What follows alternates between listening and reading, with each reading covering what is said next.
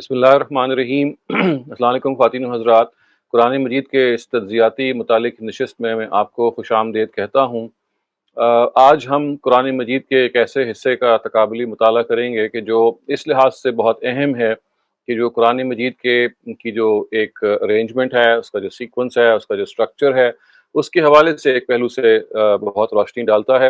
اور اس کے ساتھ ساتھ آپ یہ بھی دیکھیں گے کہ کیسے ان آیات کی انٹرپریٹیشن کے اندر جب اہل علم اپنی جو قرآن فہمی کا جب مظاہرہ کرتے ہیں تو بعض دفعہ انسان کی جو ڈسکوریز ہوتی ہیں یا قرآن مجید کے حوالے سے جو بہت ساری آپ یہ کہہ لیجیے انٹرپریٹیشنز ہیں جو انسان کے سامنے آتی ہیں، وہ کس طرح سے بعض دفعہ ری انفورس ہوتی ہیں قرآن مجید کی آیات سے۔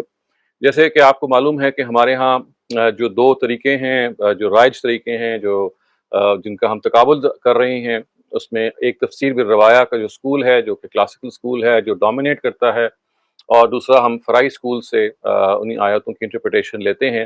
تو یہ آپ کے سامنے آئے گا کہ وہ جو اپروچ جس کے بنیاد پہ ہم آگے بڑھ رہے ہیں وہ اپنی نوعیت میں کتنی مختلف ہے، اور یہ اب تک کی جتنی نشستیں ہوئی ہیں ان سے بھی یقیناً واضح ہو گیا ہوگا کہ قرآن مجید کی جو انٹرپریٹیشن ہے اس کے اندر ایکسٹرنزک جو سورسز ہیں یا ایکسٹرینیس سورسز ہیں، ان کا دار و مدار جو ہے وہ ان پر دار و مدار رکھتے ہیں ہمارے کلاسیکل اسکالرز ہیں، اور جو انٹرنزک سورسز ہیں، جو with in the text sources ہیں، یہ وہ ہیں کہ جو ہمارے فرائی اسکالرز ان کی طرف اپنی انٹرپریٹیشن کو بنیاد بناتے ہیں۔ تو میں آپ کے ساتھ قرآن مجید کے اس حصے کی کچھ شیئر کرتا ہوں چیزیں، جس سے آپ کو یہ اندازہ ہوگا کہ ہمارے ہاں جو کلاسیکل سکولز کے درمیان اور فرائی سکولز کے درمیان جو ایک کمپیریزن ہے وہ کیسے ابھر کے سامنے آتا ہے۔ جیسے کہ آپ کو یہ معلوم ہو چکا ہے کہ ہم سورہ ہجر کی یہ جو آیات ہیں 87 سے 91، ان کو ہم آج ایک تفصیل سے دیکھیں گے، اور اس میں آپ کے سامنے کچھ اور حقائق بھی آئیں گے۔ اور میں آپ کے سامنے پہلے قرآن مجید کی جو یہ حصہ ہے وہ پڑھ کے سن آ رہا ہوں، اور پھر ہم دونوں تراجم جو نمائندہ تراجم ہیں دونوں سکولز کے، وہ آپ کے سامنے پڑھ کے سناؤں گا۔ تو الفاظ یہ ہیں کہ وَلَقَدْ آتَيْنَاكَ سَبْعًا مِّنَ الْمَثَانِي وَالْقُرْآنِ الْعَظِيمِ لا تمدن عينيك إلى ما متعنا به أزواجا منهم ولا تحزن عليهم واخفض جناحك للمؤمنين وقل إني أنا النذير المبين كما أنزلنا على المقتسمين الذين جعلوا القرآن عظيم۔ تو یہ اب آپ دیکھیے کہ جو مفتی شفیع صاحب ہیں جن کی تفسیر معارف القرآن سے اب بخوبی واقف ہو چکے ہیں، ان کا ترجمہ یہ ہے کہ اور ہم نے دی ہیں تجھ کو 7 آیتیں وظیفہ اور قرآن بڑے درجے کا، مت ڈال اپنی آنکھیں ان چیزوں پر جو برتنے کو دیں ہم ان میں سے کئی طرح کے لوگوں کو، اور نہ غم کھا ان پر، اور جھکا اپنے بازو ایمان والوں کے واسطے، اور کہہ کہ میں وہی ہوں ڈرانے والا کھول کر جیسے ہم نے بھیجا ان بانٹنے والوں پر جنہوں نے کیا ہے قرآن کی بوٹیاں۔ یہ استاد جاوید احمد غامدی کا ترجمہ ان کی البیان سے لیا گیا ہے۔ اس کا ترجمہ میں آپ کے سامنے پڑھ کے سنا رہا ہوں۔ ہم نے تم کو 7 مثانی یعنی قرآن عظیم عطا کر دیا ہے، تم ان چیزوں کی طرف آنکھ اٹھا کر بھی نہ دیکھو جو ہم نے ان کے مختلف گروہوں کو دے رکھی ہیں، اور نہ ان کی حالت پر غم کرو، اپنے شفقت کے بازو البتہ اہل ایمان پر جھکائے رکھو، اور نہ ماننے والوں سے کہہ دو کہ میں تو ایک کھلا ہوا خبردار کرنے والا ہوں۔ ہم نے اسی طرح بانٹ دینے والوں پر بھی اتارا تھا جنہوں نے اپنے قرآن کو بانٹ کر اس کے ٹکڑے ٹکڑے کر دیے۔ تو یہ ہے خواتین حضرات بنیادی طور پہ جن آیات کا ہم تقابل کریں گے۔ اس میں جو 2-3 اہم چیزوں میں سے سب سے اہم چیز ہے جس کی طرف آپ کہہ سکتے ہیں کہ تعویل میں اختلاف ہوا ہے، وہ سبم المثانی کے جو الفاظ ہیں۔ چنانچہ آپ یہ دیکھیے، یہ اگر میں آپ کے سامنے یہ قرآن کا ٹیکسٹ جو ہے، یہ بالکل جو شروع میں آپ دیکھ رہے ہیں کہ ہم نے آپ کو سبم المثانی عطا کیا، تو اس کی تعویل میں اہل ایمان اہل فکر کے درمیان یہ اختلاف ہوا ہے۔ مفتی شفیع صاحب جیسے کہ آپ نے ترجمے ہی سے دیکھا کہ اس کو ہم نے تجھ کو 7 آیتیں دی ہیں وظیفہ اور قرآن بڑے درجے کا، تو یہ اگرچہ ظاہر ہے کہ بالکل ان کے ترجمے سے واضح نہیں ہوتا، لیکن ان کی یہاں مراد سورہ فاتحہ ہے، اور وہ یہ کہتے ہیں کہ یہ سورہ فاتحہ یہاں پہ مراد ہے، اور سورہ فاتحہ چونکہ قرآن مجید کا عکس ہے، ایک لحاظ سے اس کی سمری ہے، اور اس وجہ سے یہ کہا کہ ہم نے تجھے 7 آیتیں دی تاکہ تو ان کو دہرا، یعنی مسانی کا وہ مطلب لیتے ہیں، جو وظیفہ کا انہوں نے ترجمہ کیا مطلب یہ ہے کہ ایک وظیفے کے طور پہ آپ ان کو دہراتے ہیں، اور یہ مفہوم انہوں نے یہاں سے نکالا کہ چونکہ سورہ فاتحہ جو ہے وہ نماز میں روزانہ ہزاروں لاکھوں کروڑوں مسلمانوں کے منہ سے دہرائی جاتی ہے، اس وجہ سے انہوں نے کہا کہ یہ یہاں مراد قرآن مجید کی جو 7 آیتیں ہیں، اور اس کی جو اساس ہے خواتین و حضرات وہ ایک حدیث ہے. یعنی جیسے کہ آپ ہمیشہ یہ جان سکتے ہیں کہ جو کلاسیکل سکول ہے تفسیر بالروایہ کا، وہ ہمیشہ بالعموم اپنی جو آیتوں کی تعویل ہے، آیتوں کی تعویل کی اساس ہے، وہ قرآن مجید کے علاوہ وہ احادیث پہ رکھتی ہے. چنانچہ وہ حدیث کی بنیاد پہ یہ کہتے ہیں مفتی شفیع صاحب، اور یہ ایک کثیر گروہ کا خیال ہے، یعنی صرف وہ تنہا نہیں ہے، اگرچہ تفسیر بالروایہ اسکول میں بھی کچھ اختلافات موجود ہیں، میں بھی آپ کو ان کی طرف اشارہ کروں گا، لیکن ایک آپ یوں کہہ سکتے ہیں کہ 80-90% جو ہمارے تفسیر بالروایہ کے اسکول کے اسکالرز ہیں وہ سبم المثانی سے مراد سورہ فاتحہ لیتے ہیں، اور جیسے کہ میں نے کہا ان کی جو وجہ ہے سورہ فاتحہ لینے کی وہ ایک حدیث ہے جو بخاری میں آ گئی ہے. میں آپ کو سامنے پہلے چاہتا ہوں کہ اس حدیث کا ٹیکسٹ بھی پڑھ دوں. یہ صحیح بخاری میں ہے، آپ الفاظ دے سکتے ہیں کہ یہ روایت ہے سعید بن المعلّہ سے. وہ یہ کہتے ہیں قال كنت اصلی فی المسجد فدعانی رسول اللہ صلی اللہ علیہ وسلم فلم اجبہ، یعنی نبی صلی اللہ علیہ وسلم نے، وہ کہتے ہیں کہ میں مسجد میں نماز پڑھ رہا تھا، مسجد نبی مراد ہے، تو نبی صلی اللہ علیہ وسلم نے مجھے پکارا تو میں نے ان کو جواب نہیں دیا. فلم اجبہ فقلت یا رسول اللہ انی كنت اصلی فقال الم یقل اللہ استجیبوا للہ وللرسول. تو اس کے جواب میں اللہ تعالیٰ کے پیغمبر یعنی رسول اللہ علیہ وسلم نے فرمایا کہ انہوں نے کہا نا کہ میں نے اس لیے آپ کو جواب نہیں دیا کہ میں نماز پڑھ رہا تھا، تو انہوں نے کہا کہ کیا اللہ تعالیٰ نے یہ نہیں فرمایا تھا کہ آپ اللہ تعالیٰ کے اور رسول جب وہ آپ کو آواز دیں تو آپ اس چیز کی طرف آئیں جو آپ کو زندگی دیتے ہیں. یہ قرآن کی آیت ہے. تو ان کا یعنی مراد یہ تھی کہ آپ کو نماز کے باوجود مجھے جواب دینا چاہیے تھا، یعنی اگرچہ کہ یہ آپ نماز پڑھ رہے تھے لیکن چونکہ اللہ تعالیٰ نے یہ کہا ہے کہ آپ کو جب یہ بات کہہ دی ہے تو پھر آپ کو اس کی طرف آنا چاہیے تھا. تو پھر انہوں نے کہا کہ ثم قال علی لَأُعَلِّمَنَّكَ سُورَةً هِيَ أَعْظَمُ سُوَرِ فِي الْقُرْآنِ، یعنی میں آپ کو پھر ایسا نہ کروں کہ ایک ایسی صورت کی تعلیم دوں کہ جو قرآن مجید کی عظیم صورتوں میں سے ہے. قبل ان تخرج من المسجد، اس سے پہلے کہ آپ نماز سے فارغ ہو کے مسجد سے نکلیں. ثم اخذ بیدی، پھر انہوں نے مجھے میرے ہاتھ سے پکڑا. فلما اراد ان یخرج قلت، تو جب ان کا ارادہ ہوا کہ وہ خود مسجد سے نکلے یعنی نبی صلی اللہ علیہ وسلم، تو یہ کہتے ہیں یعنی سعید بن معلّہ یہ کہتے ہیں کہ قلت له الم تقل لأعلمنك سورة هي اعظم سورة في القرآن، تو آپ نے تو مجھے کہا تھا کہ آپ نکلنے سے پہلے مجھے ایک بہت ہی عظیم سورہ سکھائیں گے. تو اس کے جواب انہوں نے کہا الحمدللہ رب العالمین، ہاں اللہ تعالیٰ کا تمام جہانوں کا شکر کا پروردگار اس کا شکر ہے. اور پھر انہوں نے کہا کہ ہیا سبع المثانی، یہ سبع المثانی ہے یعنی 7 دہرائی جانے والی. اور پھر کہا کہ والقرآن العظیم الذی اوتیتہ، اور میں نے آپ کو قرآن مجید ہے جس کو عطا کیا، یعنی مجھے جو عطا کیا گیا ہے وہ ہے جو قرآن عظیم جس پہ جو مجھے عطا کیا گیا. گویا کہ وہ اشارہ اس طرف کر رہے تھے کہ سورہ فاتحہ جو ہے یہ سب المثانی ہے، اور یہ وہ قرآن ہے جو مجھے عطا کیا. تو اس روایت کی بنیاد پہ وہ آپ یہ دیکھ سکتے ہیں کہ ہمارے جو کلاسیکل اسکالرز ہیں وہ پھر یہ رائے قائم کرتے ہیں کہ یہ تو بات بالکل واضح ہے کہ اگر اللہ تعالیٰ کے پیغمبر نے یہ بتا دیا کہ سبع المثانی کا سے مراد سورہ فاتحہ ہے، تو پھر کوئی دو رائے نہیں ہو سکتی، پھر آپ کسی اور طرف دیکھ نہیں سکتے.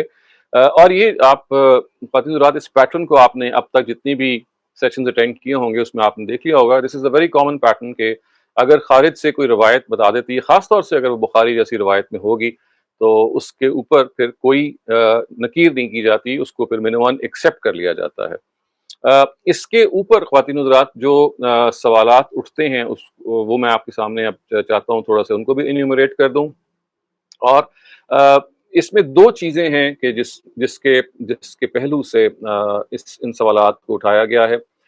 پہلی بات تو جو اس پہ سوال کیا گیا ہے وہ یہ ہے کہ سورہ فاتحہ کے بارے میں اگر یہ کہا جائے کہ اس کی 7 آیتیں، عربی زبان میں سب کہتے ہیں 7 کو، 7 کو، تو سبع المثانی کا مطلب ہوگا کہ 7 وہ جو دہرائی جاتی ہیں.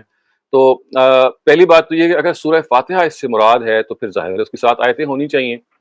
دلچسپ بات یہ ہے کہ جب سورہ فاتحہ کی اب آیتیں کاؤنٹ کریں تو وہ 6 نکلتی ہیں، یعنی جب 6 نکلتی ہیں تو اب ایک مشکل پیدا ہو جاتی ہے کلاسیکل اسکالرز کے نزدیک کہ نبی صلی اللہ علیہ وسلم نے تو یہ فرمایا ہے کہ سورہ فاتحہ سب المثانی ہے، آیتیں اس کی 6 ہیں، تو اس مسئلے کو کیسے ریزالو کریں؟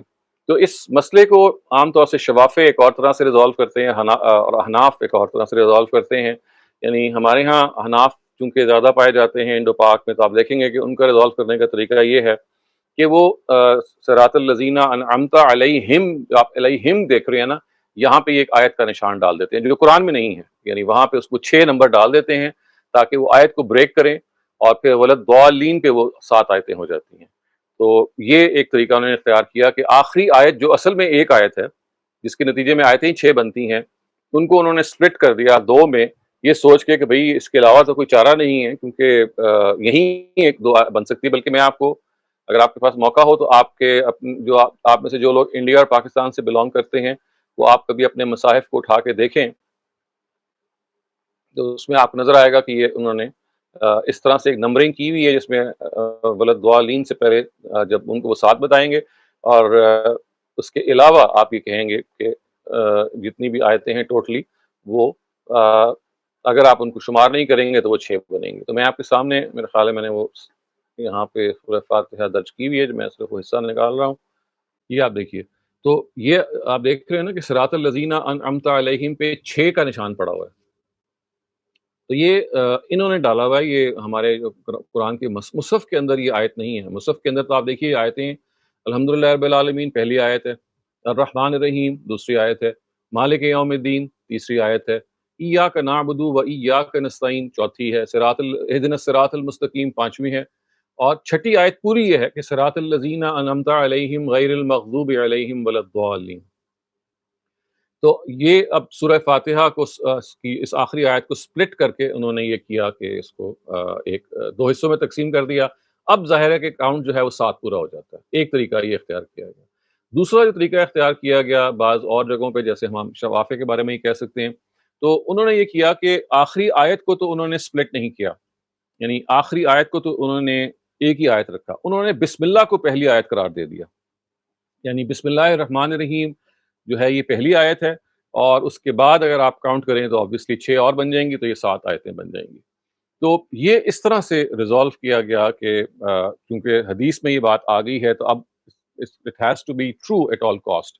تو پھر قرآن مجید کے اس ٹیکسٹ کے یہ نئی توجیحات کی کہ یا 6 کو 7 بنا دیا جائے، اور یا 6 کو 6 رہنے دیا جائے اور بسم اللہ کو شامل کر کے 7 کر دیا جائے۔ تو آبویسلی اس پہ جو کچھ کہا جا سکتا ہے وہ شاید کہنے کی ضرورت نہیں ہے، کیونکہ قرآن مجید اگر ایک چیز کو خود ایکسیپٹ نہیں کر رہا تو ہم زبردستی کسی چیز کو نہیں ڈال سکتے۔ جہاں تک اس بات کا تعلق ہے کہ بسم اللہ جو ہے وہ اس کو سورہ فاتحہ کا حصہ بنا دیا جائے، تو اس کے بارے میں ہمیں معلوم ہے کہ بسم اللہ جو ہے یہ تو ہر سورہ کے سے پہلے لکھی جاتی ہے، اور ایک برکت کے کلمے کے طور پر لکھی جاتی ہے۔ یہ صورتوں کا حصہ نہیں ہے، مصحف کا حصہ ضرور ہے۔ صورتیں تو اپنے مضمون سے شروع ہوتی ہیں، اس وجہ سے یہ مزید ایک تکلف ہے کہ آپ بسم اللہ کو سورہ کا آیت کے اندر کاؤنٹ کریں۔ یعنی پورے قرآن مجید میں آپ دیکھیے کہ جہاں بسم اللہ نہیں رکھی گئی وہ سورہ توبہ ہے، اس کی وجہ بھی واضح ہے، عذاب کی وہ سورہ ہے تو وہاں بسم اللہ نہیں لکھی گئی، باقی ہر جگہ برکت کے کلمے کے طور پہ وہ لکھی گئی ہے، اس وجہ سے اس کو اصل سورہ کے کنٹینٹ میں نمبرنگ میں کاؤنٹ کرنا یہ کوئی کسی طرح سے بھی موضوع اور مناسب نہیں ہے۔ تو ایک تو یہ سوال پیدا ہوتا ہے کہ اگر یہ سبع المثانی سے مراد سورہ فاتحہ ہے تو پھر یہ 7 کیسے اس کو ہم کی عدد کو جسٹیفائی کر سکتے ہیں۔ دوسری جو اس کے اندر خواتین حضرات سوال پیدا ہوتا ہے وہ یہ ہے جو فرائی اسکالرز نے اٹھایا ہے کہ یہ الفاظ جو ہیں وہ ہیں سبع من المثانی، جس کا ترجمہ یہ کیا گیا ہے مثانی کا ترجمہ، مثانی ایک پلورل ورڈ ہے، اس کا واحد جو ہے وہ مثنا ہے، مثنا، اور قرآن مجید میں مثنا تو آ چکا ہے، مثنا و ثلاثہ و رباع، یہ ہے نا بیویوں کے بارے میں آتا ہے کہ آپ 2 2 3 3 4 4 کر سکتے ہیں، تو مثنا کا تو مطلب 2 ہے، تو 2 کو کیسے یعنی 2 کی جمع اگر آپ مثانی بھی بنا لیں تو 2 2 اگر آپ اس کو ترجمہ کریں گے تو اس سے یہ مفہوم کیسے پیدا ہو جائے گا کہ جو بار بار دہرانے کا مفہوم ہے۔ تو اس کو یعنی ظاہر ہے کہ اس میں سوال ہی پیدا ہو جاتا ہے، اس کی وجہ یہ ہے کہ مثنا اصل میں اپنی نیچر میں ڈیول کو کہتے ہیں، اپنی نیچر میں جو چیز 2 کی تعداد میں ہو، اور اس کو اعتباری یا ایک جب آپ کو ظاہر ہے کہ ایک چیز کو قرآن مجید کے ٹیکسٹ کے اندر فٹ کرنا ہے تو پھر اگر آپ کو اس کا لٹرل مفہوم نہیں ملے گا تو آپ خود بخود کسی اعتباری مفہوم کی طرف جائیں گے. تو یہ جو بار بار دہرانا ہے، یہ دو کے مفہوم سے تو نکلتا نہیں ہے. تو پھر اس کے لیے میں اب قیاس کر رہا ہوں، اگرچہ اس میں کسی نے ایکسپلینیشن نہیں دی میرے علم کی حد تک، لیکن قیاس یہ کیا جا سکتا ہے، جیسے زمخشری جو ہیں وہ ایک لنگوسٹ ہیں، انہوں نے بھی یہی تعویل کی ہے مثنیٰ کی، کہ یہاں مراد دو ہے. تو جیسے آپ دیکھیے کہ بعض دفعہ مثنیٰ جو ہے وہ تکرار کے لیے جب آ جاتا ہے، یعنی جب وہ ریپیٹ کیا جاتا ہے تو وہ بار بار کے مفہوم میں بھی آ جاتا ہے. جیسے اب دیکھیے اردو زبان میں اگر آپ کو میں یہ کہوں کہ بھئی میں وہاں گیا، میں نے اس کا انتظار کیا اور میں بیٹھ بیٹھ کے واپس آ گیا. میں بیٹھ بیٹھ کے واپس آ گیا. بالکل یہ عربی میں بھی اسلوب ہے. اب آپ نے کہا کیا ہے کہ میں بیٹھ بیٹھ کے، تو بیٹھ بیٹھ ہے تو دو، لیکن کیا اس کا مطلب دو ہے؟ نہیں، اس کا مطلب ہے کہ میں کافی دیر بیٹھا رہا، بیٹھنے میں کوئی کسر میں نہیں چھوڑی. تو بیٹھ بیٹھ اصل میں تکرار کے مفہوم میں بھی اس طرح سے بعض دفعہ آ جاتا ہے. لیکن obviously یہ تبھی آنا چاہیے کہ جب اپنے لٹل مفہوم سے ہٹ کے کوئی اور توجہ ممکن نہیں ہے. تو ہمارے جو کلاسیکل اسکالرز ہیں، انہوں نے یہ جب محسوس کیا کہ یہ 7 آیتیں ہیں اور ان 7 آیتوں کے بارے میں اب جو اگلی خبر دی گئی ہے کہ وہ مثنیٰ ہیں، یعنی بلکہ وہ اب ان کی جمع بنا دی گئی ہے، مثانی ہیں، تو یہ دو کا مفہوم اس میں کیسے آئے گا؟ یعنی دیکھیے نا، دو کا جو مفہوم ہے جو مثنیٰ کا، وہ فٹ نہیں بیٹھ رہا. اگر میں یہ اس کو سورہ فاتحہ بھی ہم مان لیں تو کسی طرح سے بھی اس کی توجہ نہیں سمجھ میں آتی کہ سبع من المثانی سے مراد دو دو اور پھر 7. دو دو کا 7 سے کیا ریلیشن شپ ہے؟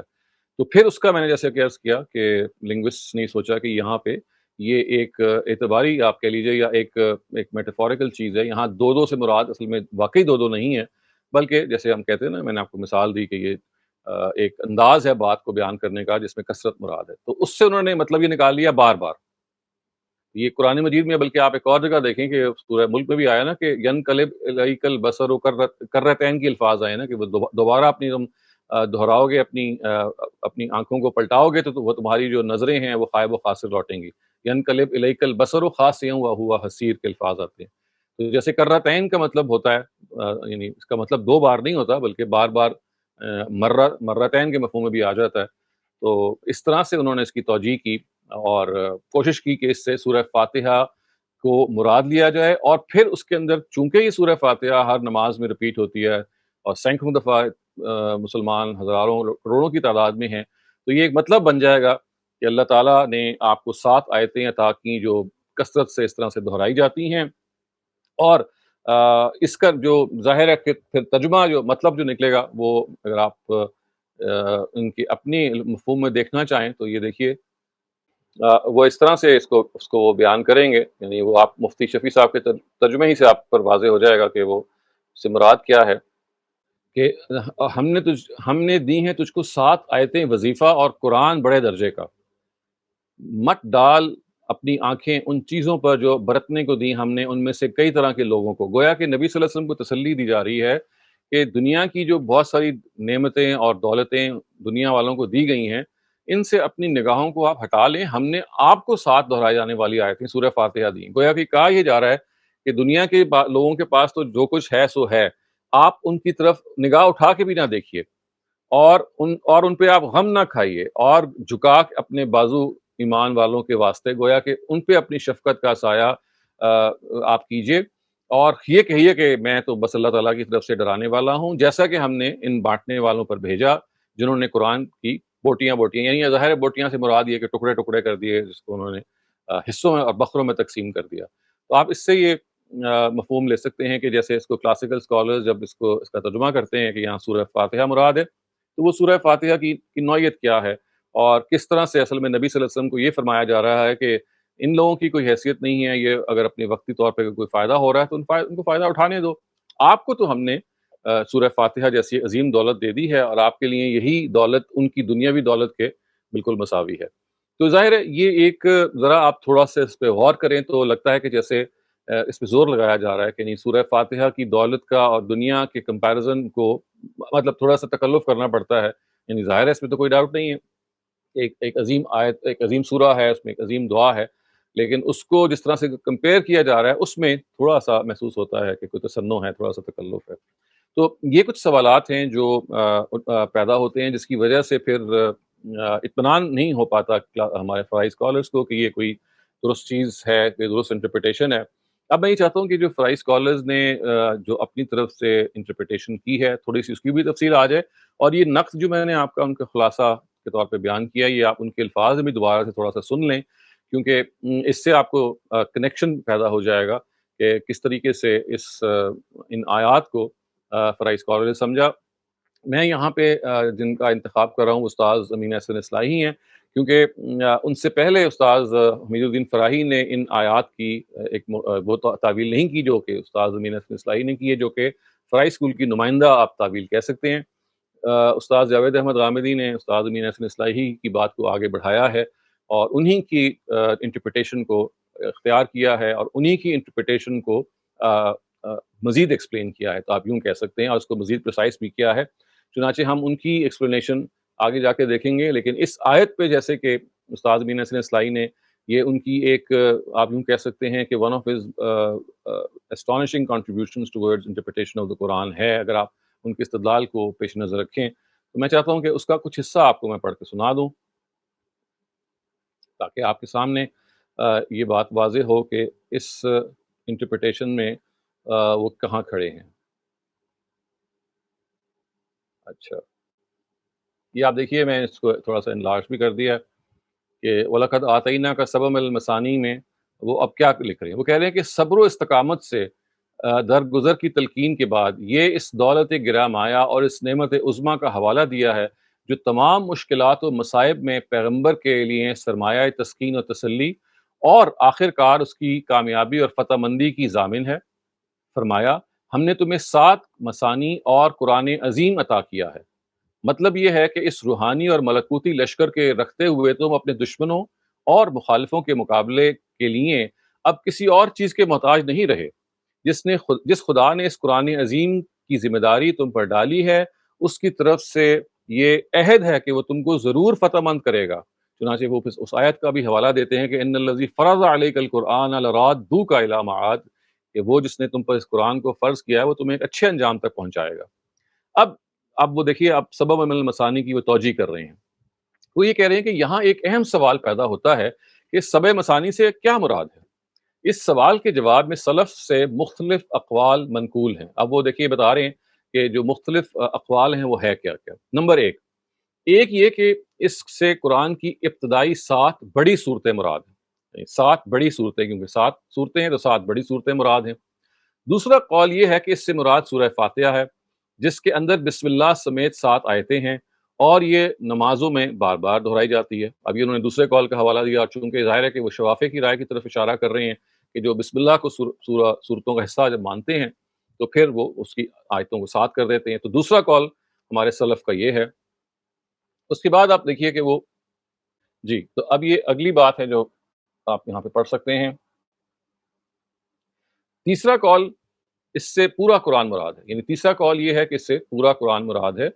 अक़वाल तो बाज़ और भी हैं, लेकिन काबिल ज़िक्र यही 3 कौल हैं और उनमें से भी ज़्यादा शोहरत दूसरे कौल को हासिल हुई है। वही कि ये 7 आयतें से मुराद यहाँ पे या 7 सबब अल-मसानी से मुराद सूरह फातिहा है। तो ये सबसे ज़्यादा शोहरत इसी कौल को हासिल है।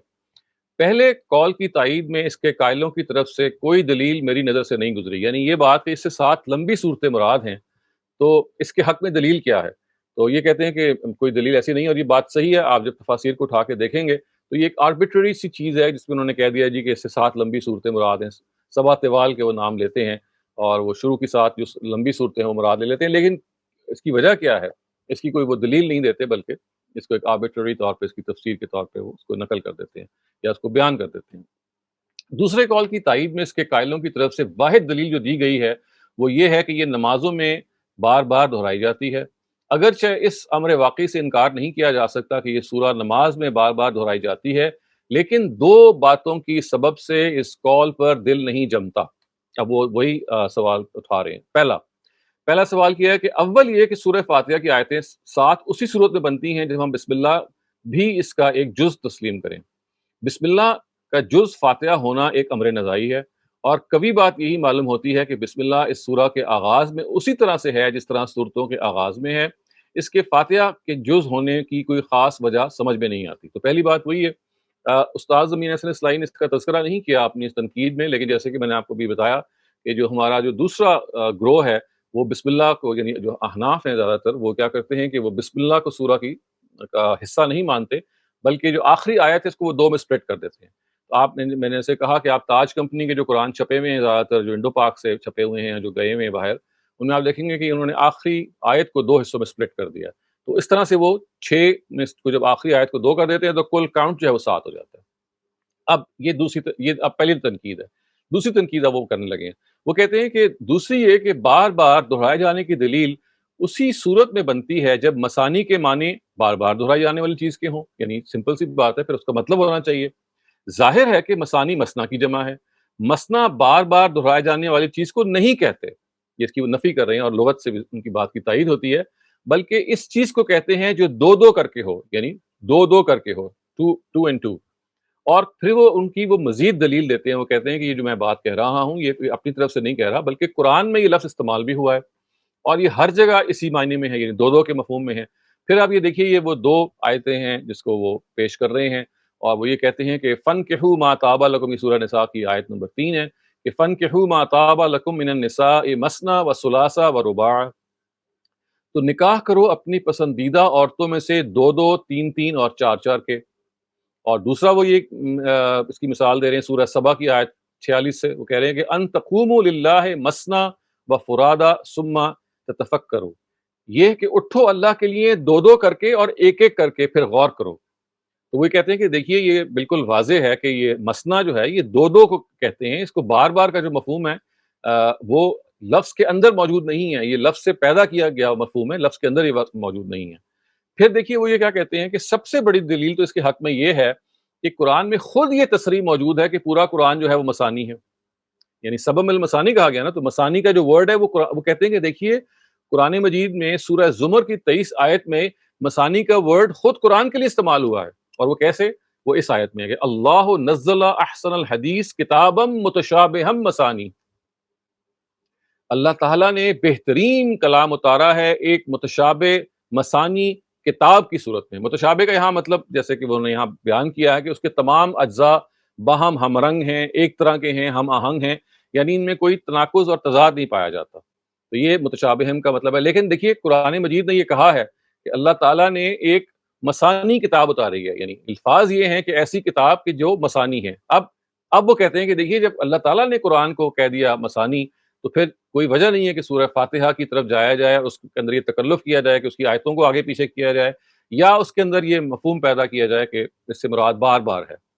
اب دیکھیے اس کا جواب وہ دیتے ہیں، رہا یہ سوال کہ اس کے مثانی ہونے کا کیا مفہوم ہے، تو اس کا جواب، صحیح جواب ہمارے نزدیک وہی ہے جس کی طرف ہم نے کتاب کے مقدمے میں اشارہ کیا کہ قرآن کی تمام صورتیں جوڑا جوڑا ہیں۔ تو یہ ان کا جواب ہے۔ ظاہر ہے میں نے اس جواب کو یہاں پہ کٹ شارٹ کر دیا ہے تاکہ اس کی جو ہم نے باقی تفصیل دیکھنی ہے وہ میں ابھی آپ کو بتاتا ہوں، لیکن آپ ان کی اس بات سے یہ اندازہ لگا سکتے ہیں کہ جو ان کا اس سلسلے میں نقد ہے، جو ان کی جو کرٹیک ہے، وہ جیسے کہ آپ نے دیکھا کہ جہاں وہ اس پر بیسڈ ہے کہ یہ لنگوسٹکلی پاسبل نہیں ہے کہ مثنا کو بار بار مفہوم میں لیا جائے، یہ ایک زبردستی کا مفہوم ہے جو اس کے اندر پیدا کیا جائے، اور سبا کا جو ورڈ ہے وہ سورہ فاتحہ کے لیے موضوع نہیں ہے۔ اور پھر جو سب سے بڑی دلیل انہوں نے یہ دی کہ دیکھیے قرآن مجید کی جو ایک پیرل آیت ہے جس کو ہم نظائر کہتے ہیں کہ ایک اور جگہ پہ بھی، تو وہاں مثانی کا ورڈ سورہ فاتحہ کے لیے نہیں بلکہ قرآن کے لیے استعمال ہو گیا۔ اس کا مطلب ہے کہ اللہ تعالیٰ یہ کہہ رہے ہیں کہ ہم نے سبب من المثانی سے مراد خود قرآن ہے۔ اب یہ بات کہ سبب من المثانی سے مراد قرآن کیسے ہے، تو اس کی پھر وہ توجیہ وہ کرتے ہیں اور وہی کہتے ہیں کہ دیکھیے میں نے اپنی اس کتاب کے دیباشے میں یہ بیان کیا کہ قرآن کے 7 چیپٹرز ہیں، سب سے مراد وہ 7 چیپٹرز ہیں، اور مثانی سے مراد یہ ہے کہ ان کی جو صورتیں ہیں وہ 2 2 ہیں۔ تو یہ یہاں پہ اب دیکھیے وہ 2 2 کا جو کی توجیہ ہے وہ بالکل فٹ بیٹھ جاتی ہے کہ چونکہ 2 2 کا مطلب پیر ہے، تو جب ہم کہتے ہیں کہ وہ چیزیں دیں، وہ چیزیں جو کہ 7 میں سے 2 2 ہیں، اس کا لفظی ترجمہ کیا ہوگا؟ وہ 7 جو 2 2 ہیں، گویا کے 7 چیپٹرز جن کی انڈیویجول صورتیں 2 2 ہیں، گویا کے جوڑا جوڑا ہیں۔ تو یہ وہ کہتے ہیں کہ اس آیت کا مطلب ہے، اور اس آیت نے اصل میں یہ مزید بتا دیا کہ قرآن مجید کو جب اللہ تعالیٰ نے دیا، پورے کے پورے قرآن کے بارے میں یہ کہا، پورے کے پورے قرآن کے بارے میں دیکھیے کہ اے اللہ کے نبی، یہ جن چیزوں کی طرف اپنے آپ کو مگن ہیں، جن چیزوں میں اور جن چیزوں میں غلطان ہیں، ان کو چھوڑ دو۔ آپ کے لیے خدا کی طرف سے یہ پورے کا پورا قرآن ہے جو آپ کو دے دیا گیا ہے۔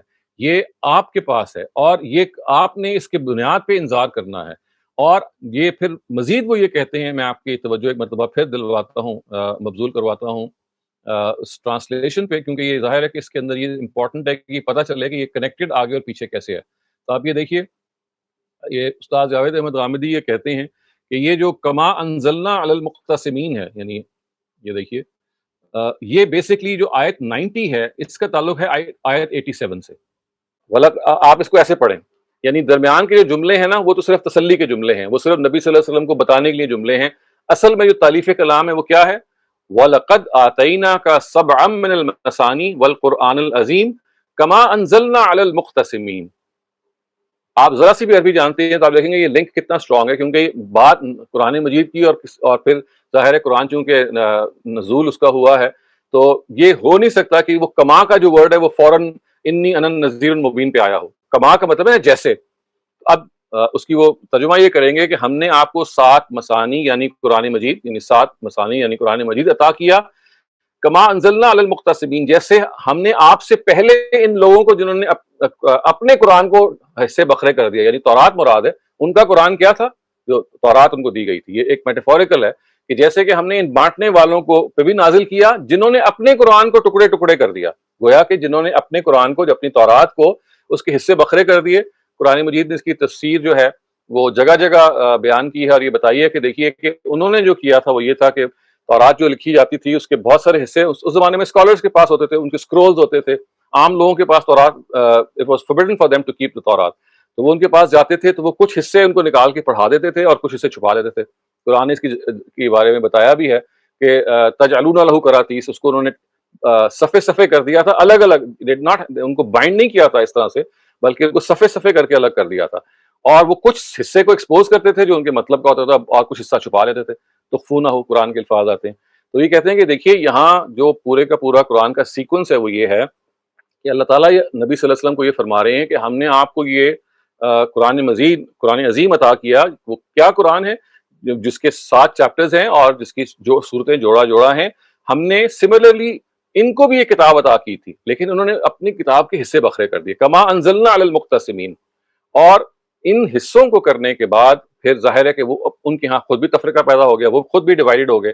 تو جیسے ہی آپ یہ توجیہ پڑھیں گے خواتین حضرات، آپ یہ دیکھیے، اس سے آپ ایک مرتبہ پھر ان آیتوں پہ نگاہ ڈالیے کہ یہ جو درمیان کا حصہ ہے آیت 88 اور 89، یہ ایک صرف درمیان کا حصہ، یہ ایک معترضہ قسم کی چیز ہے جس میں نبی صلی اللہ علیہ وسلم کو صرف یہ کہا جا رہا ہے کہ بھئی ہم نے تو آپ کو یہ دے دیا ہے، اب آپ نے ان کی طرف نگاہ اٹھا کے بھی نہیں دیکھنا جو کچھ بھی ان پہ ہے، اور آپ نے کوئی غم نہیں کرنا، اور آپ نے اہل ایمان کی طرف اپنے شفقت کے بازو جھکائے رکھنے ہیں، اور ان کو یہ کہنا ہے کہ میں تو بس ایک ڈرانے والا ہوں۔ اس کو آپ مزید دیکھیے ترجمے سے تو آپ پہ اور واضح ہو جائے گا۔ آپ یہ ترجمہ دیکھیے کہ یہ جو، اگر میں اس کو ایسے پڑھوں کہ ہم نے تم کو 7 مثانی یعنی قرآن عظیم عطا کر دیا ہے، ہم نے اسی طرح، اب یہ دیکھیے میں درمیان کا حصہ چھوڑ رہا ہوں کیونکہ درمیان کا حصہ صرف پچھلی بات کی وضاحت کے لیے آیا ہے۔ اصل آیت کیا ہے؟ وہ جو میں نے کہا نا کہ وہ پہلی آیت جو ہے وہ آخری آیت سے کنیکٹڈ ہے۔ ہم نے تم کو 7 مثانی یعنی قرآن عظیم کو عطا کر دیا ہے، ہم نے اسی طرح ان بانٹنے والوں پر بھی اتارا تھا، یعنی ان کو بھی ہم نے ایک ہدایت کی کتاب دی تھی جنہوں نے اپنے قرآن کو بانٹ بانٹ کر اس کے ٹکڑے کر دیے تھے۔ اپنے قرآن سے مراد ان کی کتاب ہے، یہ خود قرآن مجید کا ایک خاص بہت اسلوب ہے کہ ان کا قرآن یعنی ان کی کتاب، یعنی ان کی کتاب کون سی تھی؟ وہ تورات۔ تو جب میں یہ بالکل اسی طرح کا اسٹائل ہے جیسے میں یہ کہتا ہوں کہ بھئی فلاں that book is the Bible of its category، تو یہاں کیا مراد ہے کہ بائبل آف اٹس کیٹیگری کا مطلب ہے اپنی نوعیت میں اس کی وہ حیثیت ہے، اس کا مطلب یہ نہیں کہ وہ بائبل ہی بن گئی ہے۔ تو بالکل ایسے ہی کہا گیا کہ جنہوں نے اپنے قرآن کو یعنی اپنی ہولی کتاب کو انہوں نے ٹکڑے ٹکڑے کر دیا۔ یہ جو درمیان کا حصہ دیکھ رہے ہیں نا کہ تم ان چیزوں کی طرف آنکھ اٹھا کر بھی نہ دیکھو جو ہم نے ان کے مختلف گروہوں کو دے رکھی ہیں، اور ان کی حالت پہ غم نہ کرو، اپنے شفقت کے بازو اہل ایمان پر جھکائے رکھو، اور نہ ماننے والوں سے کہہ دو میں تو ایک کھلا ہوا خبردار کرنے والا ہوں۔ یہ صرف درمیان کے وہ حصے ہیں کہ جو پچھلی بات کے کو تاکید کرنے کے لیے آئے ہیں، ورنہ کلام جیسے کہ میں نے عرض کیا کہ کما انزلنا من المقتسمین جو آیت 91 ہے وہ اصل میں آیت 87 سے کنیکٹڈ ہے، اور یہ کما کا جو ورڈ ہے جیسے، جنہوں نے، یہ کنیکٹڈ ہے پچھلے الفاظ سے۔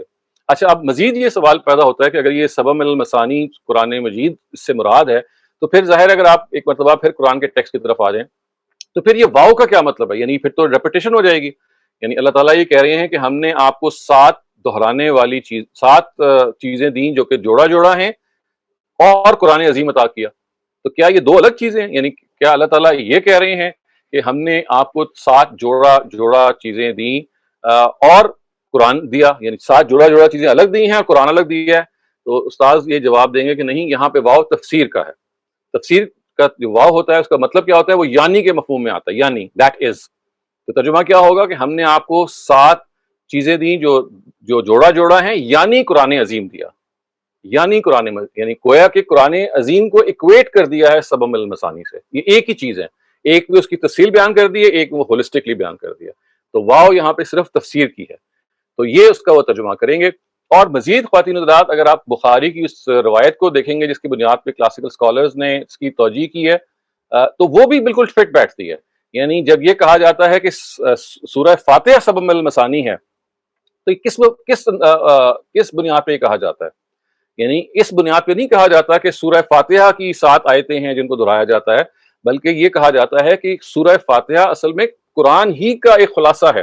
یعنی ہے قرآن العظیم، کہ اس کی حیثیت یہ ہے کہ جو پورے کے پورے قرآن کی جو دعوت ہے، پورے کے پورے قرآن کا جو میسج ہے، وہ اس سورہ میں سما گیا ہے. تو روایت میں نبی صلی اللہ علیہ وسلم کی جو بات ہے وہ بالکل درست ہے الگ سے. یعنی اس کا مطلب یہ نہیں ہے جو یہ سمجھ لیا گیا کہ اس سے مراد 7 دہرائی جانے والی آیتیں ہیں سورہ فاتحہ، بلکہ اس کا مطلب یہ ہے کہ سبع من المثانی سے مراد واقعی سورہ فاتحہ ہے. یعنی جو روایت میں سبع من المثانی ہے، سبع مثانی ہے، وہ فاتحہ ہی مراد ہے.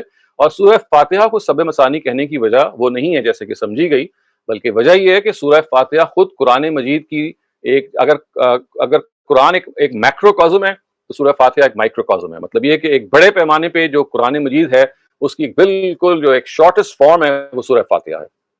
تو نبی صلی اللہ علیہ وسلم اس کی اس حیثیت کی طرف آپ کو توجہ دلا رہے ہیں کہ یہ جو سورہ فاتحہ ہے یہی وہ قرآن عظیم ہے، یہ اس کی وہ حیثیت ہے.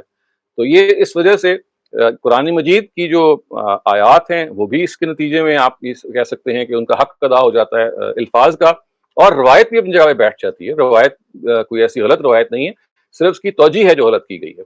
تو یہ ہے خواتین حضرات اس پوری کی پوری آپ کہہ لیجیے ان کا خلاصہ جو کہ میں نے آپ کے سامنے پیش کیا ہے.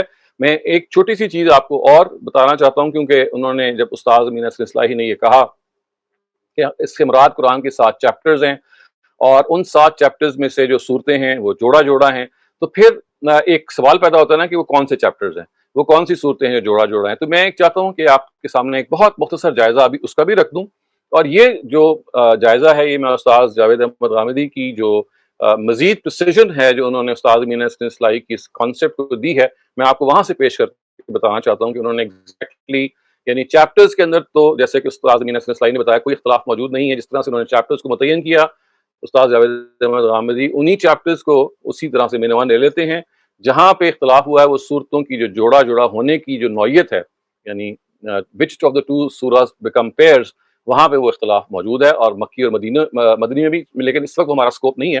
یہاں میرا مقصد صرف آپ کو یہ بتانا ہے کہ قرآن مجید وہ کون سے 7 چیپٹرز ہیں جن میں وہ تقسیم ہے، اور وہ کس طرح سے 2 کے پیئرز میں ہر چیپٹر کی جو سورہ ہے وہ تقسیم ہے. تو اس کے لیے میں آپ کو تھوڑی سی مزید اس کی تفصیل بیان کر دیتا ہوں، تاکہ اگر آپ کے ذہن میں یہ سوال پیدا ہو کہ یہ قرآن مجید کے جو 7 چیپٹرز ہیں کیا ہیں، تو وہ یہاں سے آپ دیکھ سکتے ہیں.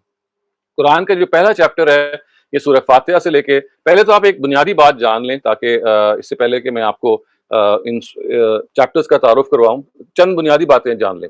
پہلی بات تو یہ کہ ہر چیپٹر کا جو آغاز ہے وہ ایک یا ایک سے زیادہ مکی سورہ سے ہوگا، اور اس کا جو اختتام ہے وہ ایک یا ایک سے زیادہ مدنی سورہ پہ ہوگا. ہر چیپٹر، یعنی every single chapter follows the same pattern. It will begin with one or more than one Meccan surah and end with one or more than one Medinan surah. Every chapter. ایک بات. دوسری بات اس میں یہ ہے کہ chapter کے اندر جو مضامین کی ترتیب ہے وہ ترتیب سعودی ہے. یعنی آپ سمجھ لیجئے کہ جو نزولی ترتیب ہے اس کو فالو کیا جا رہا ہے. قرآن جیسے نازل ہو رہا ہے اسی کے لحاظ سے گروپ کے اندر، ایک چیپٹر کے اندر اس کا پروگریشن ہے جو دکھایا جا سکتا ہے. دوسرے لفظوں میں آپ یہ کہہ سکتے ہیں کہ ہر چیپٹر کے اندر جو سورہ پہلے رکھی گئی ہے وہ پہلے نازل ہوئی ہے، کرونالوجیکلی، ہسٹوریکلی. سمجھ رہے ہیں نا؟ یعنی مثلا آپ چیپٹر نمبر 3 کو دیکھ لیں تو چیپٹر نمبر 3 میں جو کچھ صورتیں مکی ہیں اور کچھ صورتیں مدنی ہیں، بلکہ انفیکٹ چیپٹر نمبر 3 میں ایک ہی سورہ ہے جو مدنی ہے، تو وہ آپ دیکھیں گے وہ سب سے آخر میں. تو یعنی آپ سمجھ لیں کہ مدنی اور مکی سورہ کے چنکس ہیں، ان کے بلاکس ہیں. ہمیشہ مکی صورتیں پہلے آئیں گی، ہمیشہ مدنی صورتیں بعد میں آئیں گی. اور صورتوں کے اندر جو ترتیب ہے وہ وہی ترتیب ہے جو تاریخ کی ترتیب ہے. جو سورہ پہلے آئی ہے وہ نازل پہلے ہوئی ہے. دوسری چیز جو اس کے اندر وہ اہم ہے وہ یہ ہے کہ جیسے کہ میں نے عرض کیا کہ ان صورتوں کی پھر تقسیم ہے کیا. تو آپ اس کے لیے یہ ایک جائزہ ہے چھوٹا سا جو آپ اپنے ہاں اس کو دیکھ سکتے ہیں. مثلا پہلا جو چیپٹر ہے قرآن مجید کا وہ سورہ فاتحہ سے شروع ہوتا ہے, سورہ مائدہ پہ ختم ہو جاتا ہے. اس میں جو پہلی سورہ ہے وہ سورہ فاتحہ ہے, وہ مکی سورہ ہے. وہ آپ کو معلوم ہے کہ نبی صلی اللہ علیہ وسلم کی پہلی جو سورہ نازل ہوئی ہے وہ سورہ فاتحہ ہی ہے. اور اس کے بعد جو 4 صورتیں ہیں وہ مدنی ہیں, سورہ بقرہ سے لے کے سورہ مائدہ تک. اس کے بعد چیپٹر نمبر 2 جو ہے اس میں آپ یہ دیکھیے 4 صورتیں ہیں. اس میں سورہ انعام سے لے کے سورہ توبہ تک یہ 4 صورتیں ہیں. پہلی 2 صورتیں مکی ہیں اور دوسری جو صورتیں جو ہیں وہ مدنی صورتیں ہیں. اس کے بعد خواتین و حضرات آپ یہ دیکھیے کہ جو تیسرا چیپٹر ہے اس کے اندر سورہ یونس سے لے کے سورہ نور تک کی صورتیں ہیں. پہلی ساری کی ساری جو صورتیں ہیں علاوہ آخری کے جو 24ویں سورہ ہے سورہ نور, وہ ساری مکی صورتیں ہیں اور صرف اس چیپٹر کے اندر ایک مدنی صورت ہے. یہی معاملہ سورہ چیپٹر نمبر 4 کا ہے. اس کی ساری صورتیں مکی ہیں, صرف آخر میں ایک سورہ جو ہے وہ مدنی سورہ ہے. چیپٹر نمبر 5 میں آپ یہ دیکھیے کہ سورہ سبا سے لے کے سورہ حجرات تک کی تقسیم ہے, یعنی نمبر 34 سے لے کے 49 تک. تو 34 سے 46 یعنی سورہ سبا سے لے کے سورہ احقاف جو ہے وہ 46 سورہ ہے. تو یہ ساری کی ساری مکی ہیں. اور جو آخری صورتیں ہیں 3 صورتیں یعنی سورہ محمد, سورہ فتح اور سورہ حجرات, یہ مدنی صورتیں ہیں. اب آپ آ جائیے چیپٹر نمبر 6 میں. چیپٹر نمبر 6 میں سورہ کاف جو کہ 50th سورہ ہے سے لے کے 56 جو سورہ واقعہ ہے یہ مکی صورتیں ہیں. اور اس کے بعد مدنی صورتیں سورہ حدید جو 57 سورہ ہے اس سے لے کے سورہ تحریم جو کہ 66 سورہ ہے. اور جو آخری جو چیپٹر ہے اس میں آپ دیکھیں کہ سورہ ملک سے لے کے سورہ اخلاص تک جو 112 نمبر سورہ ہے یہ سب مکے میں نازل ہوئی ہیں. اور مدنی جو صورتیں ہیں وہ 2 ہی ہیں, سورہ فلق اور سورہ ناس. تو یہ قرآن مجید کی جو ایک اوور آل ارینجمنٹ ہے جس کو آپ کہہ سکتے ہیں کہ اس طرح سے قرآن مجید جو ہے وہ 7 چیپٹرز میں ارینجڈ ہے.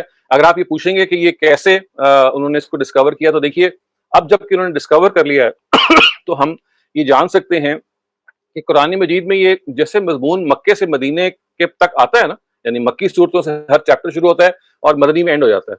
ایک حیرت انگیز آپ بات یہ دیکھیں گے کہ پھر ایک مکی سورہ آ جاتی ہے اور ایک نئے سرے سے مضمون شروع ہو جاتا ہے. تو استاد ابن اصلاحی کے سامنے جو معالم تھے, معالم کا مطلب یہ ہے کہ جو پوائنٹس آف ریفرنس تھے جس سے ان کو یہ ڈسکوری ہوئی کہ یہ 7 چیپٹرز شروع کہاں ہوتے ہیں ختم کہاں ہوتے ہیں, انہوں نے جب یہ دیکھا کہ دیکھیے سورہ مائدہ پہلے چیپٹر کی آخری سورہ, یہ مدنی سورہ ہے اور اس میں بات جو ہے وہ اختتام تک پہنچ رہی ہے یعنی ایک انداز سے. اور اس کے بعد سورہ انعام آ جاتی ہے جو 6ٹھی سورہ ہے اور اس سے مضمون دوبارہ شروع ہو جاتا ہے مکے سے once again.